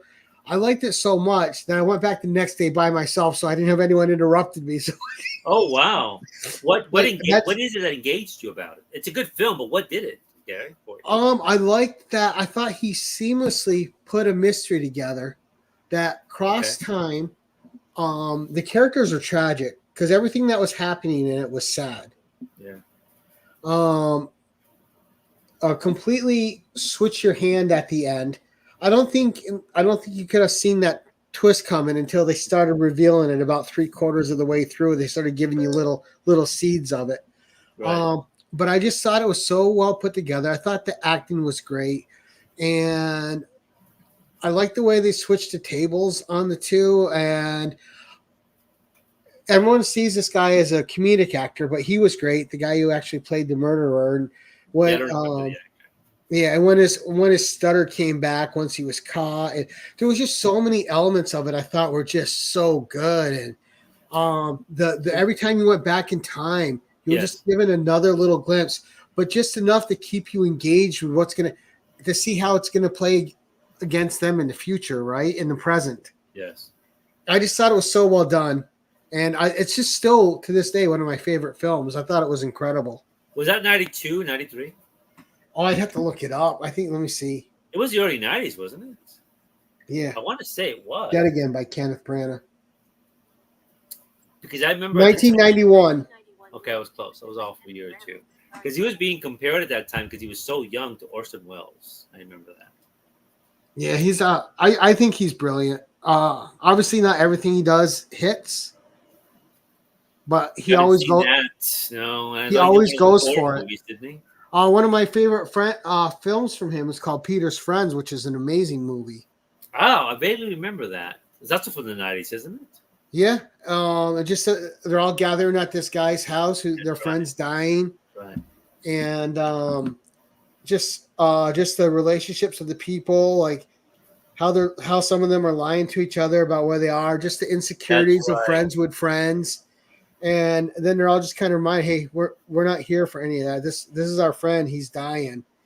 And it was just, I thought that was a beautiful movie. And we talk about the 90s, the early 90s. 92.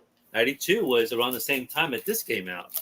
I was going to show this earlier. We talked about Bill Sienkiewicz. And Stephen Fry was in it. Who's one of my favorites. I'm sorry. Go ahead. Oh, Stephen Fry. Yes. I love Stephen Fry. So intelligent. I can listen to that guy speak on anything. Remember that? So, you know this film. Amelie? Came out 92. Which one? The Bill Sienkiewicz is a sketchbook that he did. Oh, I never seen the sketchbook. Is that the Professional? The Professional. Okay. It came out a year, I think, after that film. I love that movie too. Oh, it's a fantastic film. And I can't remember the main actor's name. He's incredible. Oh, he's a French actor whose name I do not remember either. But this was now. It doesn't matter what he's in. He steals his scenes. It's a beautiful film. I had seen Luc Besson. The first movie I saw by him was The Big Blue, and then La Femme Nikita. I saw those in the theater. Did you ever see those? Jean Reno. Bingo. I love Luc Besson. I think he's fantastic. And I even like the film Valeria a lot, and a lot of people hate it. I They love hated Valeria. Valeria, I know. I like Valeria, and I'm one of the few who like, but I don't rewatch The Fifth Element. And I like it, but I haven't rewatched it in years. it doesn't engage me, not like The Professional, not like The Big Blue, and not like The Femme Nikita, which she did back to La back. Femme Nikita was so good. And yeah, I saw that multiple times in the theater. And I don't know if you ever saw this, because I did a show with John from John's Comics with Kids a few months back, discussing Richard Linklater's film, the trilogy of Before Sunshine and Before Sunset trilogy. Yes, with Okay. Ethan Hawke. Ethan Hawke, those were all done by Linklater. And in the discussion, I talked about how in 1989, Linklater did the film called Slacker there in Austin, where I was living. And that was a very important little film because Slacker was shot there in Austin in 1989. And at the time at the University of Texas, UT, Matthew McConaughey was a film student. As the film Slacker was being shot, Wes Anderson, who was from Houston, was a student also at UT, and he was watching Linklater films shoot Slacker. Linklater gets Slacker done, but he has nowhere to show the movie. There was a movie theater by UT called Adobe Mall. Adobe Mall was also where students slept, but half of the mall was at the little shopping center, and it had a really cool artsy movie theater, which I went. A lot of us went there all the time, and so he convinced the people there to show Slacker. And reason initially I didn't see it because Austin at the time was a very small place. It's not like it is now. It has South by Southwest and all that sort of stuff. And so, and I figured, why would I see a movie? Not that I know the people in the film, but I live in this environment. Right. So anyway, I ended up seeing the film, but it premiered there, and it was a hit. Literally everyone in Austin went to see that film. And it got a national release. What's his name? Kevin Smith was living in Jersey at the time. He sees the film up there. And he said in an interview that inspired him to become a filmmaker. You can make films like that? Little Kevin. Right. So I mentioned that because Little Adobe Mall showed all these movies. No one else in Austin sometimes wouldn't show these films. So that little theater is where I saw La Femme Nikita. That's where I saw The Big Blue. That's where I saw Cinema Paradiso. And that's where I saw The Cook, The Thief, his wife, and her lover. Remember that movie? Yeah. Very controversial film because it got an NC-17 rating. And which meant the theaters couldn't show it because it was X. Except unless you were an art theater. Then they could show it. Because that was a death rating to movies at that time. It was death. And it's one of my favorite movies of all time. So I saw those movies in that little theater in Austin at the time. It was and I mentioned Slacker because after Slacker, Linklater did Dazed and Confused. And after Dazed and Confused, he did the Before Sunset, Sunrise film, which became a trilogy. So there was an important era here in Texas in filmmaking and in stories at the time. But anyway, that little Adobe Mall was just a gem for you, huh? Yeah, it was for a lot of us. I mean, it's not exaggerated. Well, okay, Austin is different than other cities in Texas. It just is. It's not Paris. It's not London. It's not Rome. It's not Mexico City. Right. But for many Texans, if you come from all these communities, when you go to Austin, and let's say, Gary, you moved to Austin at that time. I'll give you an idea how it works. And you have this thing about Robert E. Howard in a way no one else does. And let's say where you came from that was considered weird. You came to Austin and you had some Videodrome already, which when you were probably growing up, that was considered weird. Right. In Austin, it would be weird if you hadn't seen Videotron. Oh, nice. In Austin, it would be weird if you didn't know these things about Conan. Well, you were considered weird if you watched any Cronenberg film Bingo. back In Austin, it would be weird. What do you mean you don't like to read? What do you mean you don't like the Smiths? What do you mean you never heard of Joy Division? What do you Violent mean you don't know Femmes. about Nick Cave? What do you mean you never heard of Fellini or Godard or Bergman? That was considered weird. Well, the Mario rest Bava. of Texas, it was the complete opposite. I'm generalizing, but that's generally the case. So people would go to Austin and go, oh, Susie and the Banshees? Oh, yeah. Of course we like Susie and the Banshees. Right. Where I come from, you get beaten up for listening to Susie and the Banshees. They were big where I was from for a minute. See? But I was from a small town. Okay. Well, then that was my point about Austin at the time. It was different. It was that sense. And where you were exposed to a lot of different things, and it was more accepting than the rest of it. And see, that's what I like though, right? Because when you limit your exposure, you limit your experiences in life. You limit who you are as a person when you start putting limits on things and what you want to, just like, and people that really know me know 98% of the music I listen to is not English music. By that I mean it's not English language. Okay. Most of the music I listen to is foreign, and it's from different parts of the country and of the world and different countries. But if something's good, it'll speak to you in a certain way. Absolutely. You don't need to always understand the language. You don't like if I watch a foreign film, Gore, I have to watch it in original language. I can't do dubbed. I'll read. I don't mind reading. I'll read the subtitles. But whenever you try to change something that's from its original way that it was made, you lose part of its soul. Yeah. You're missing part of the experience. Yeah, I know quite a few people who just won't do the subtitles. They just won't do it. They can't do it. Yeah, and I try to explain to people, once you're used to it, you don't even realize they're there. You don't. It's just something you're watching. You don't miss anything. You don't realize that they're there after you get used to reading subtitles. Yeah. I mean, back in the day when I was a kid, dude, I was watching all the old, like the Heroic Trio, the old Michelle Yeoh movies. All these movies that you could only get on a VHS, and you had to buy them from a certain like video store that would carry foreign movies in them. So I'm sitting there with my Michelle Yeoh martial arts movies, and I'm watching the Heroic Trio 1, the Heroic Trio 2. I'm watching all these different ones, all in their language, watching the subtitles, having a blast with them.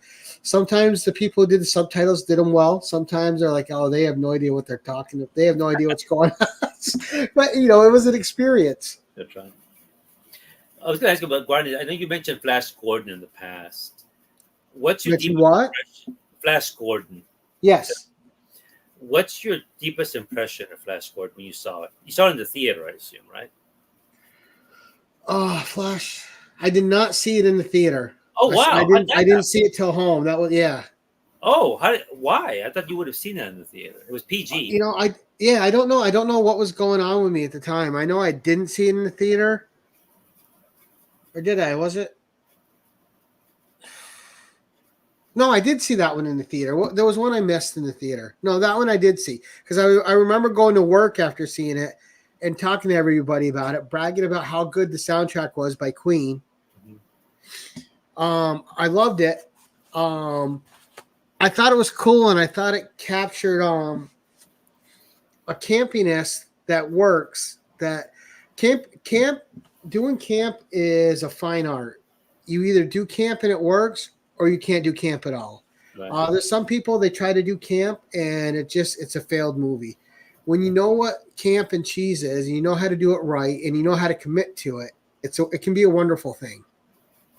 But I thought it captured the imagination of the old Alex Raymond strips, which is what I really appreciated about it.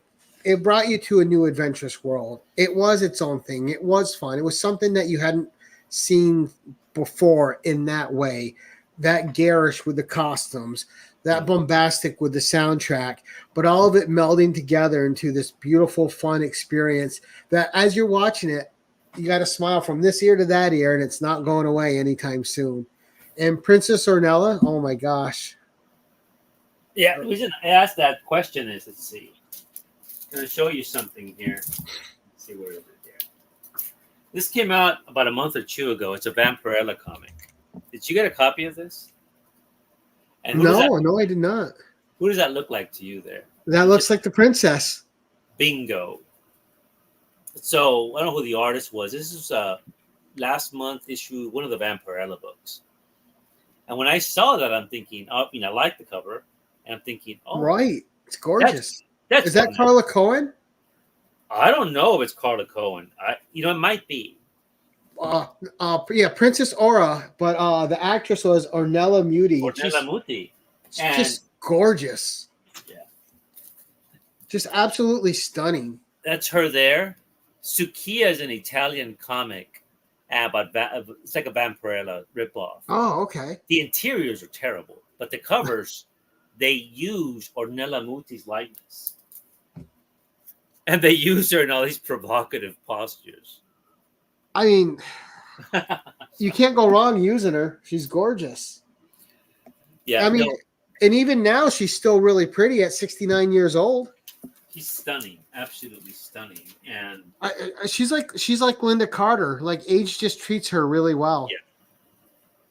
The reason I asked because when I was a kid and I saw it in the theater, I liked the movie, but it was Ornella Muti, that scene when she's with the Flash Gordon in the ship. Yep. And then she straddles him. I guess eroticism was fairly new for me as a kid, and that was one of the earliest on-screen erotic scenes before I knew what eroticism was. And she's a strikingly beautiful woman. Absolutely. And so I've seen another film since then. And such an exotic face too. And so so when I saw this, I'm thinking that's Ornella Muti, and so I had to get that book. And one thing you had mentioned about the Fantomas comics is that the Fantomas character in this comic, the comic started in the late 60s, it went through the 90s. But in the 70s and the 80s, which is the strongest period of the comic, Fantomas lives in Paris. He never takes off his mask. He is he's a hero, but he's also a thief of beautiful things. He's got women assistants, all of them named after the Zodiac. They're all in love with him, but he doesn't sleep with them. He's got many girlfriends, though, but his girlfriends are all famous celebrities. In one comic, he's dating Linda Carter. And I looked it up. It was the early 80s. Linda was married at the time, so she's having an affair. In another comic, Bo Derek shows up. He's dating Bo Derek. And another comic, Bridget Bardot shows up. He's dating Bridget Bardot. Nice. In another comic, so he knew how to pick them. Carla Cardinelli is one of them. And so these were his. Oh, and one, he's watching a film by Luis Buñuel, The Exterminating Angel. He's watching it with who? Jane Fonda. This is in the 70s. And there's Jane. She's right there. Barbarella herself, huh? So that's, and when I read these comics, I'm thinking, you would never see Bruce Wayne dating Julie Christie. Right? You would never see Bruce Wayne dating Sophia Loren. And the question is, why not? Right. Maybe legal issues, or the writers or DC would never approve of this. Because I think Fantomas is extremely wealthy, but he's also an intellectual. All his friends are famous writers. It might have more to do with American law. You what? I said it might have to do more with American law than anything. Sure, but it didn't even if it was allowed. It probably, I don't think the writers would say, we're not going to do that. And so, the comics got away with a lot of stuff. But also the comics had a bunch of intellectuals in it. And in this comic here, which is a hard to find issue, I was able to find this years ago. In this comic, there's a fascist organization that is stealing and destroying all the major works of literature around the world. that Ooh. found a way to have a machine that can disintegrate these books. So what's being destroyed? All the books of Homer, Oh, wow. the Aeneid by Virgil, the Divine Comedy, Cervantes' Don Quixote, all Shakespeare's works, Goethe, all the Bibles in the world. And the reason being is this organization believes that the books are going to lead to the destruction of the planet. Now that the atomic bomb exists because of books. So he gets involved, and he doesn't. This is not a job the police can solve. This is not a job Interpol can solve. So he contacts his friends, and they appear in here. Who shows up? In New York is Susan Sontag. In Mexico, you have Octavio Paz. In Italy, Alberto Moravia. And in Argentina, Julio Cortázar. They all appear in the comic. They're all his friends. And they go, we got to do something about this. Right. And so this comic came out in 1975. And you would never have a mainstream comic do that here. No. And I mentioned that because the Fantomas comics are exceptional. The writers always said, we're going to include something cultural, something in these stories. It was something deliberate. And even though the kids who read these were working class kids like me, it wasn't really the middle class kids who read these comics. Right. And so, and one of the sad things about this is that over 600 issues of Fantomas came out. I only have about 300 of them. Wow. But they've never been translated. They never will be, I doubt. They've never been collected, and even in Mexico, in anthologies. Like we have trade paperbacks or omnis.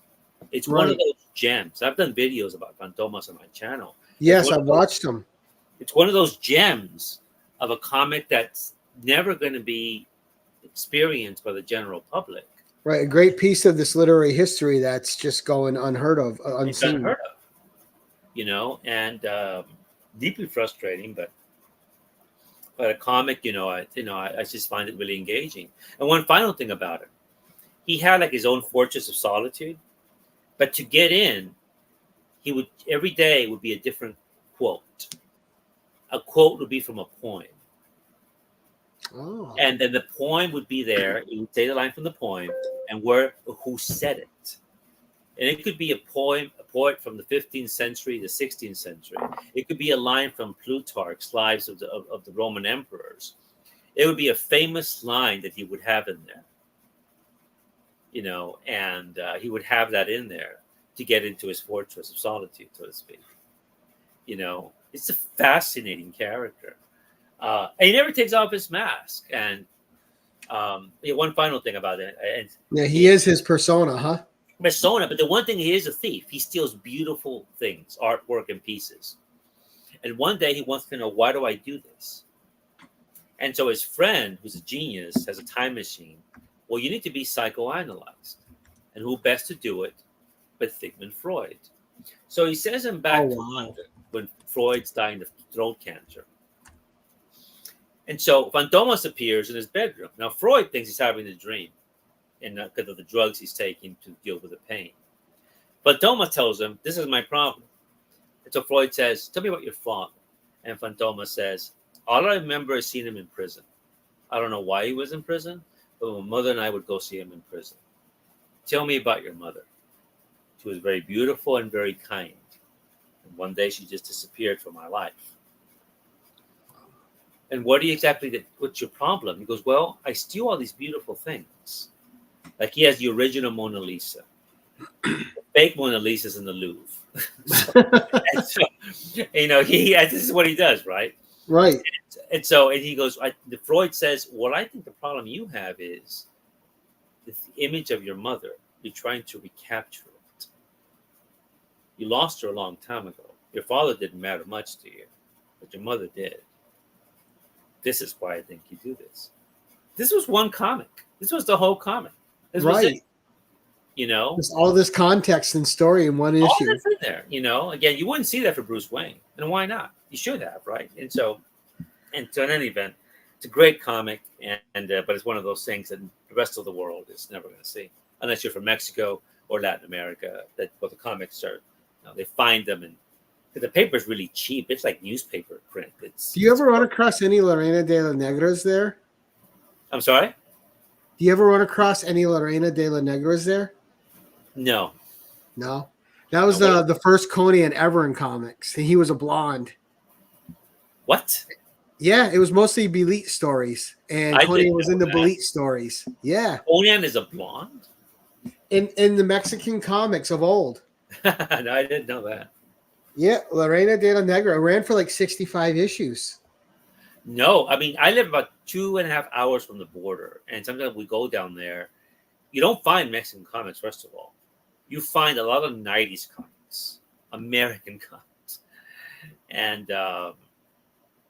not the very good comics either. So, and when you ask them about the Mexican comics, they go, no, you have to go deep into Mexico to find them. And so, no, you just don't see that stuff. I don't know what the reason is, but you just don't see it. Oh, where was it? Oh, no. I'm sorry. Look, yeah, Lorraine. So I'm going to make myself big. I'm going to send you a link to this after, so you can do a little looky look. But this is Lorena de la Negra, de Costa Negra. So Queen of the Black Coast. Even if I saw that, I wouldn't think that's a Conan. But now that it was a Belit book. So they invested in the Belit character and were making stories with her, but Conan was in them. Never seen those. Yeah. I would have picked them up because it's rare to see. I was just curious because I've never met anyone that has one, and I'm just curious, if there's any that have survived. Mm-mm.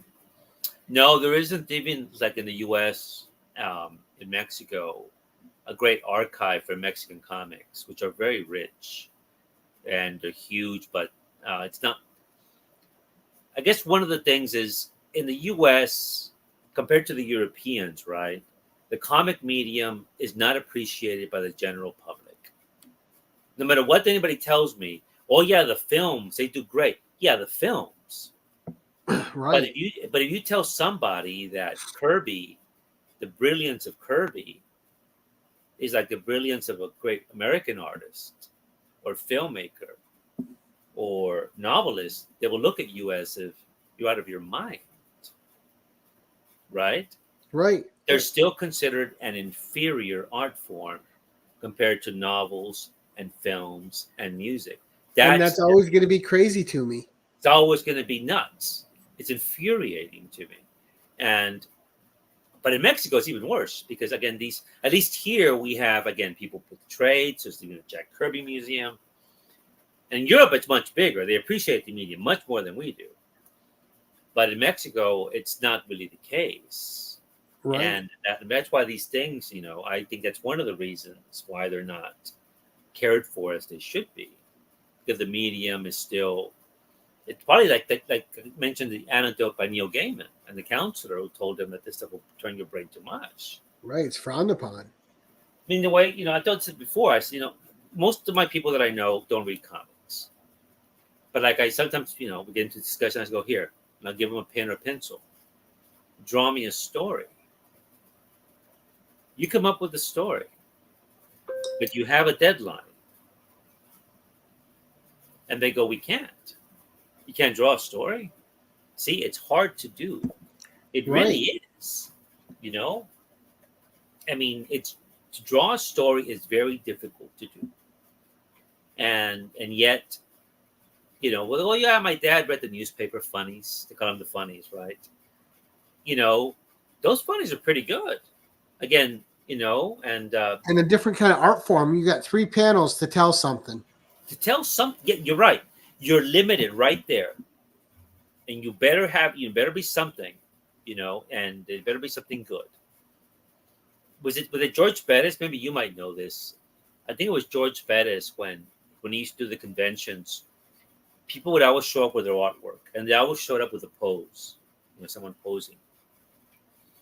And if they were serious, I think he would ask them, go draw me a superhero washing dishes. And many of them couldn't do that. And he says, you must be able to wash dishes if you want a job in the comic industry. And when you look through any one of these comics, you see characters, the X-Men, the Defenders, Legion, whatever. They're doing something, holding something in their hands. Those fingers. Yeah, something mundane every day. That's not easy to draw. And that's just one panel. And you have 23 pages to do in a deadline. Right. You know? And so it's just not appreciated. It never will be. And it's just, it's just something that I have to accept. And no matter how optimistic some of my acquaintances and friends and fellow YouTubers say it's going to change, if it hasn't changed by now. Right. And especially with all the media we've got over the last 30 years of it now. It's not going to change. It's not going to change. And, you know, if something like The Crow didn't change people. That's right. V for Vendetta, when that came out, was great. If people didn't go read that and get swept away. No, because Christopher Reeve back here. Right. This is like the movie. Exactly. You know, one of the most beautiful films. I saw this in the theater multiple times. And still the best Superman ever, Christopher Reeve. It's my favorite of the movies, which happened to be a superhero film. It's my favorite. And I saw John comic with kids. I think it may be John's as well. There's a beauty to that movie. Right. Everything is checked off. Script, acting, score, directing, special effects. Check, check, check, check. And also, he was an actor that took the role to heart, learned what was important about it, understood why the character was important, what made the character important. Yeah. Was able to act in a way, and I talked about this, the duality of playing two characters in a movie when you're doing superheroes. He was able to play Clark Kent completely different from Superman, and you believe both. And yeah. I thought the same way with Michael Keaton with Bruce Wayne and Batman, but I didn't. Most of the people that play Batman and Bruce Wayne can play one or the other, but not both. Mm. And Christopher Reeve had it nailed. He understood. And the thing they understood about that, too, is the character was about hope. He was. And when he couldn't help somebody, he took it to heart. It hurt him. It hurt him on the inside. In that sense, he was like the best of all of us here. Your family, my family more recent. All of us are immigrants to this country. He's Absolutely. An immigrant from another planet. And he landed, and you capture the best of that country you landed. He landed in that small little town. He happened to have had goods, basically surrogate parents to speak of, right? We taught him the best values, the best American values. That's why... He exemplified humanity better than humans. Exactly. Exactly. And that's why they made fun of him. You're just an overgrown Boy Scout. They even say that in the line, right? In the film, the overgrown Boy Scout. And he says at the line at the end, it sounds kind of corny, I stand for the American of justice. What's that line? The American of freedom and justice, the American way.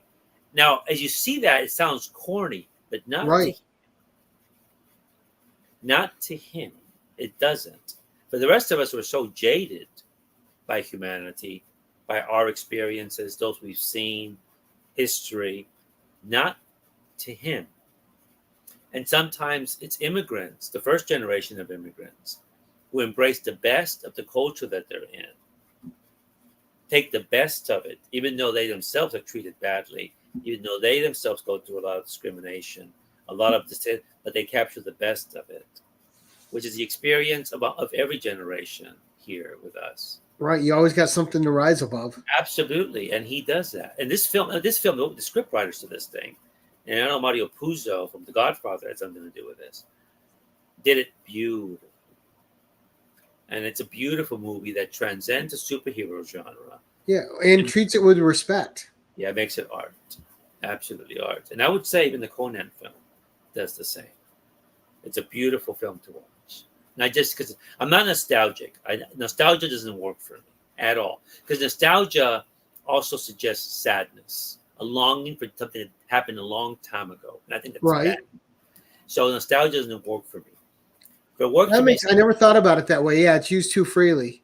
It does. It's just it, And so if I like something from the past, not because it reminds me of my childhood, most of the time you want to forget your childhood. And when you're a kid, you just want to be a grown up. When I was a Right. kid, I mentioned Star Wars. I didn't. For me, it was Han Solo that I liked. I wanted to be that Millennium Falcon and take Princess Leia across the stars. Right. That's why, for me, Empire is my favorite of them. Empire just resonates. I think And it's funny too, because when you're a kid, like for me, I wanted to be Luke. But as you get older, you're like, no, no, no, Luke's the wrong person. I want to be Han. but Groot's an adult, right? He's an adult, Yeah. right? And when I would watch the 1930s Tarzan films, which I liked a lot, until boys showed up, I said, I don't want to see myself in here. I want to be him. I want Right. change, right? And then when the second Indiana Jones film came out, which I did like, but I see that little boy.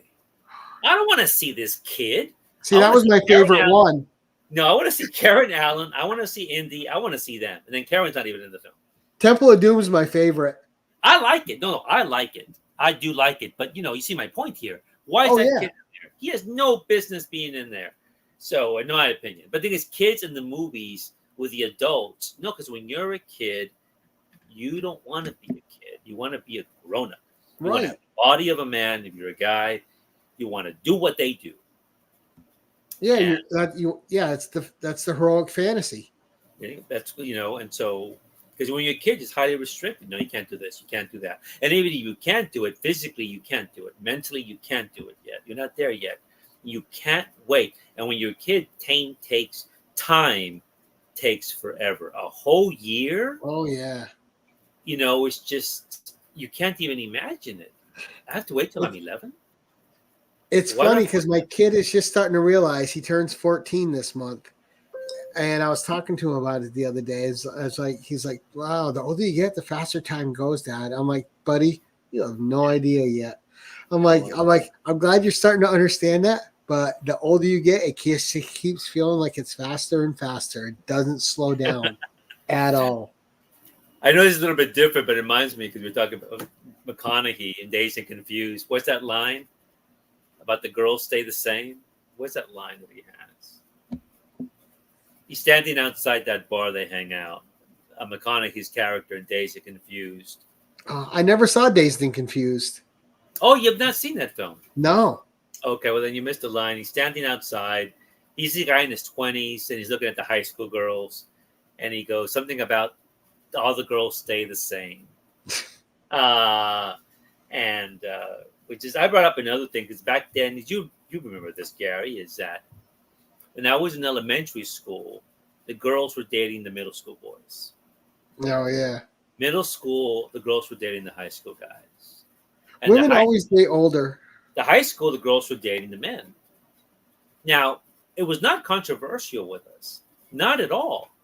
It pissed off us, the guys, because the girls wouldn't date us because they wanted the older guys. Right.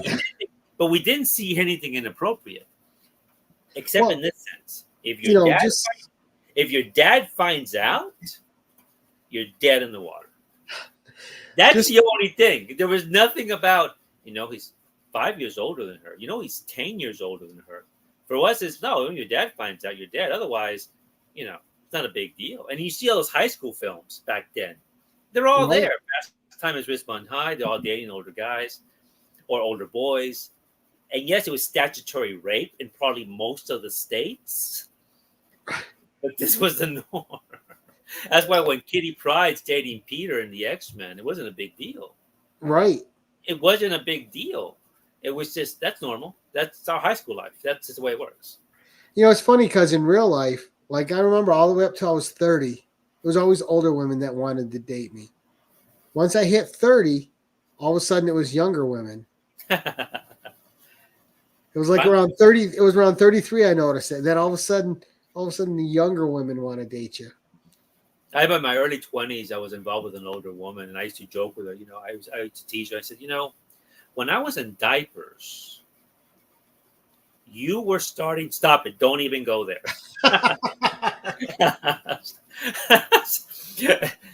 and so yeah, it was just I always remember that, and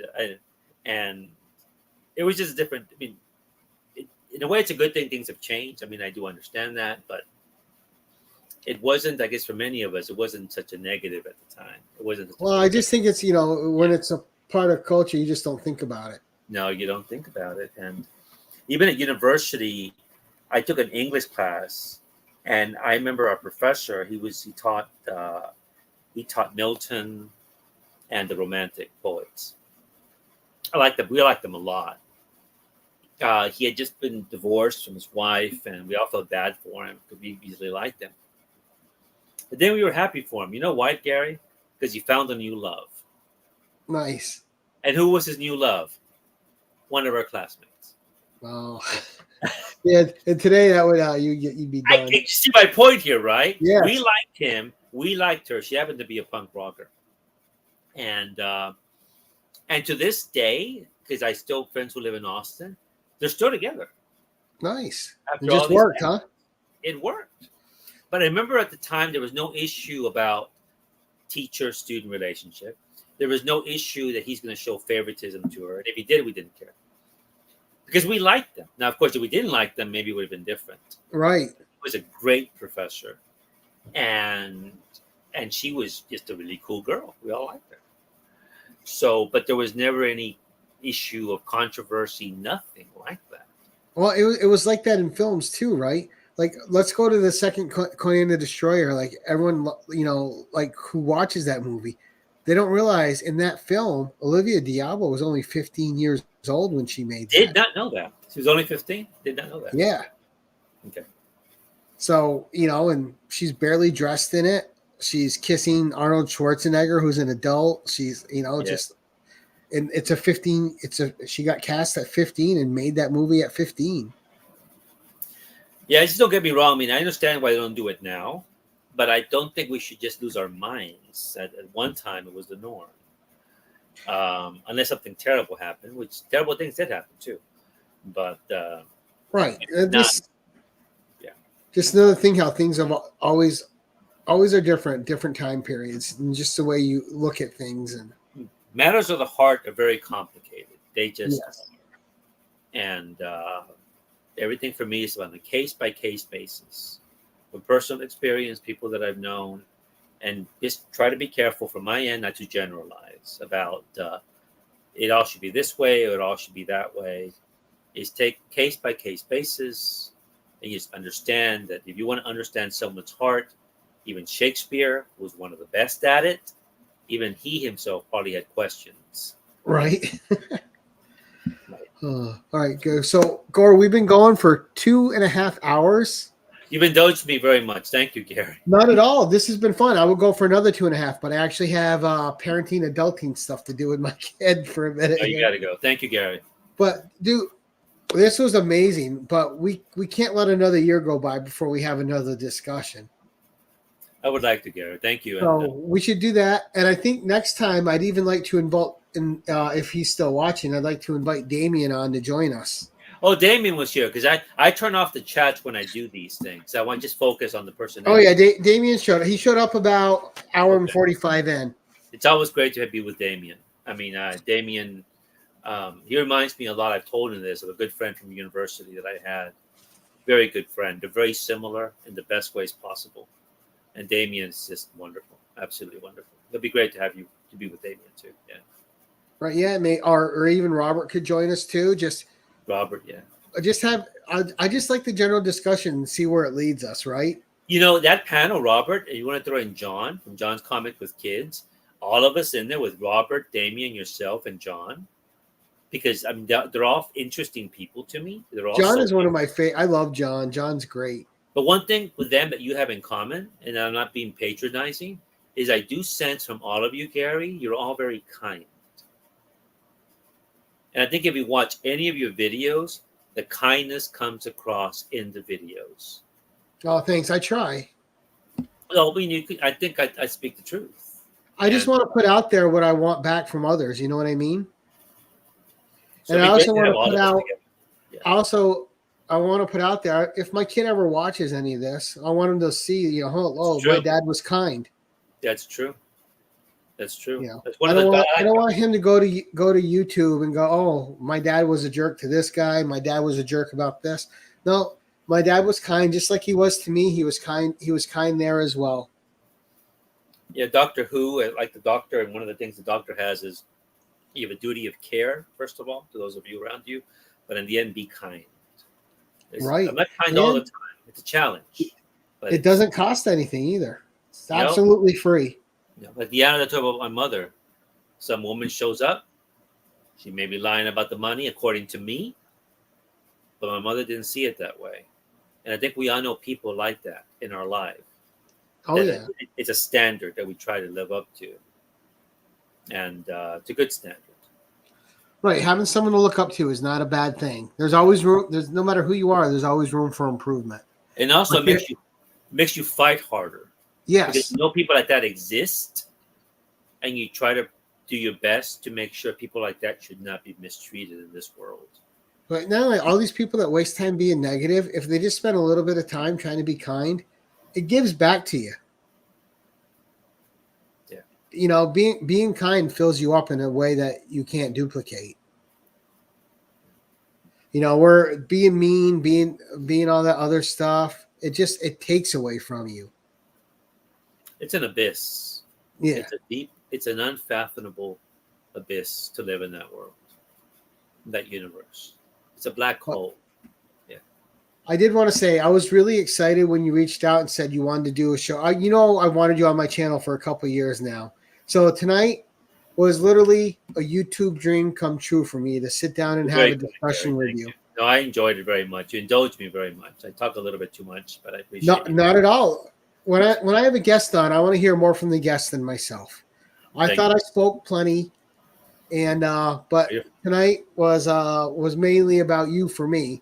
And like I said, we went for 2.5 hours, and it felt like half an hour. I didn't even look at go another 2.5 hours just sitting here talking to you like two chums at a bar and just have the best time ever. But thank you so much. I appreciate it. We will definitely do this again. We'll invite a whole panel on, and we'll just all have a fun barroom discussion with each other. That'll be splendid. Yeah, if you can arrange that, thank you. I would like that very much. I will. Thank you very much, Gary, and everyone who stuck around or just dropped by. Thank you very much. You don't owe me any thanks. This was really, really my pleasure. So, but I want to thank everyone who's been in and out watching. For those of you who watch us on the rewind, if you guys don't get that we're passionate about things, hopefully this gave you some insight. Hopefully this lets you know us a little bit more, helped you understand why we care so much about the things we do care about, and maybe it'll help you understand why it is you care about the things you care about.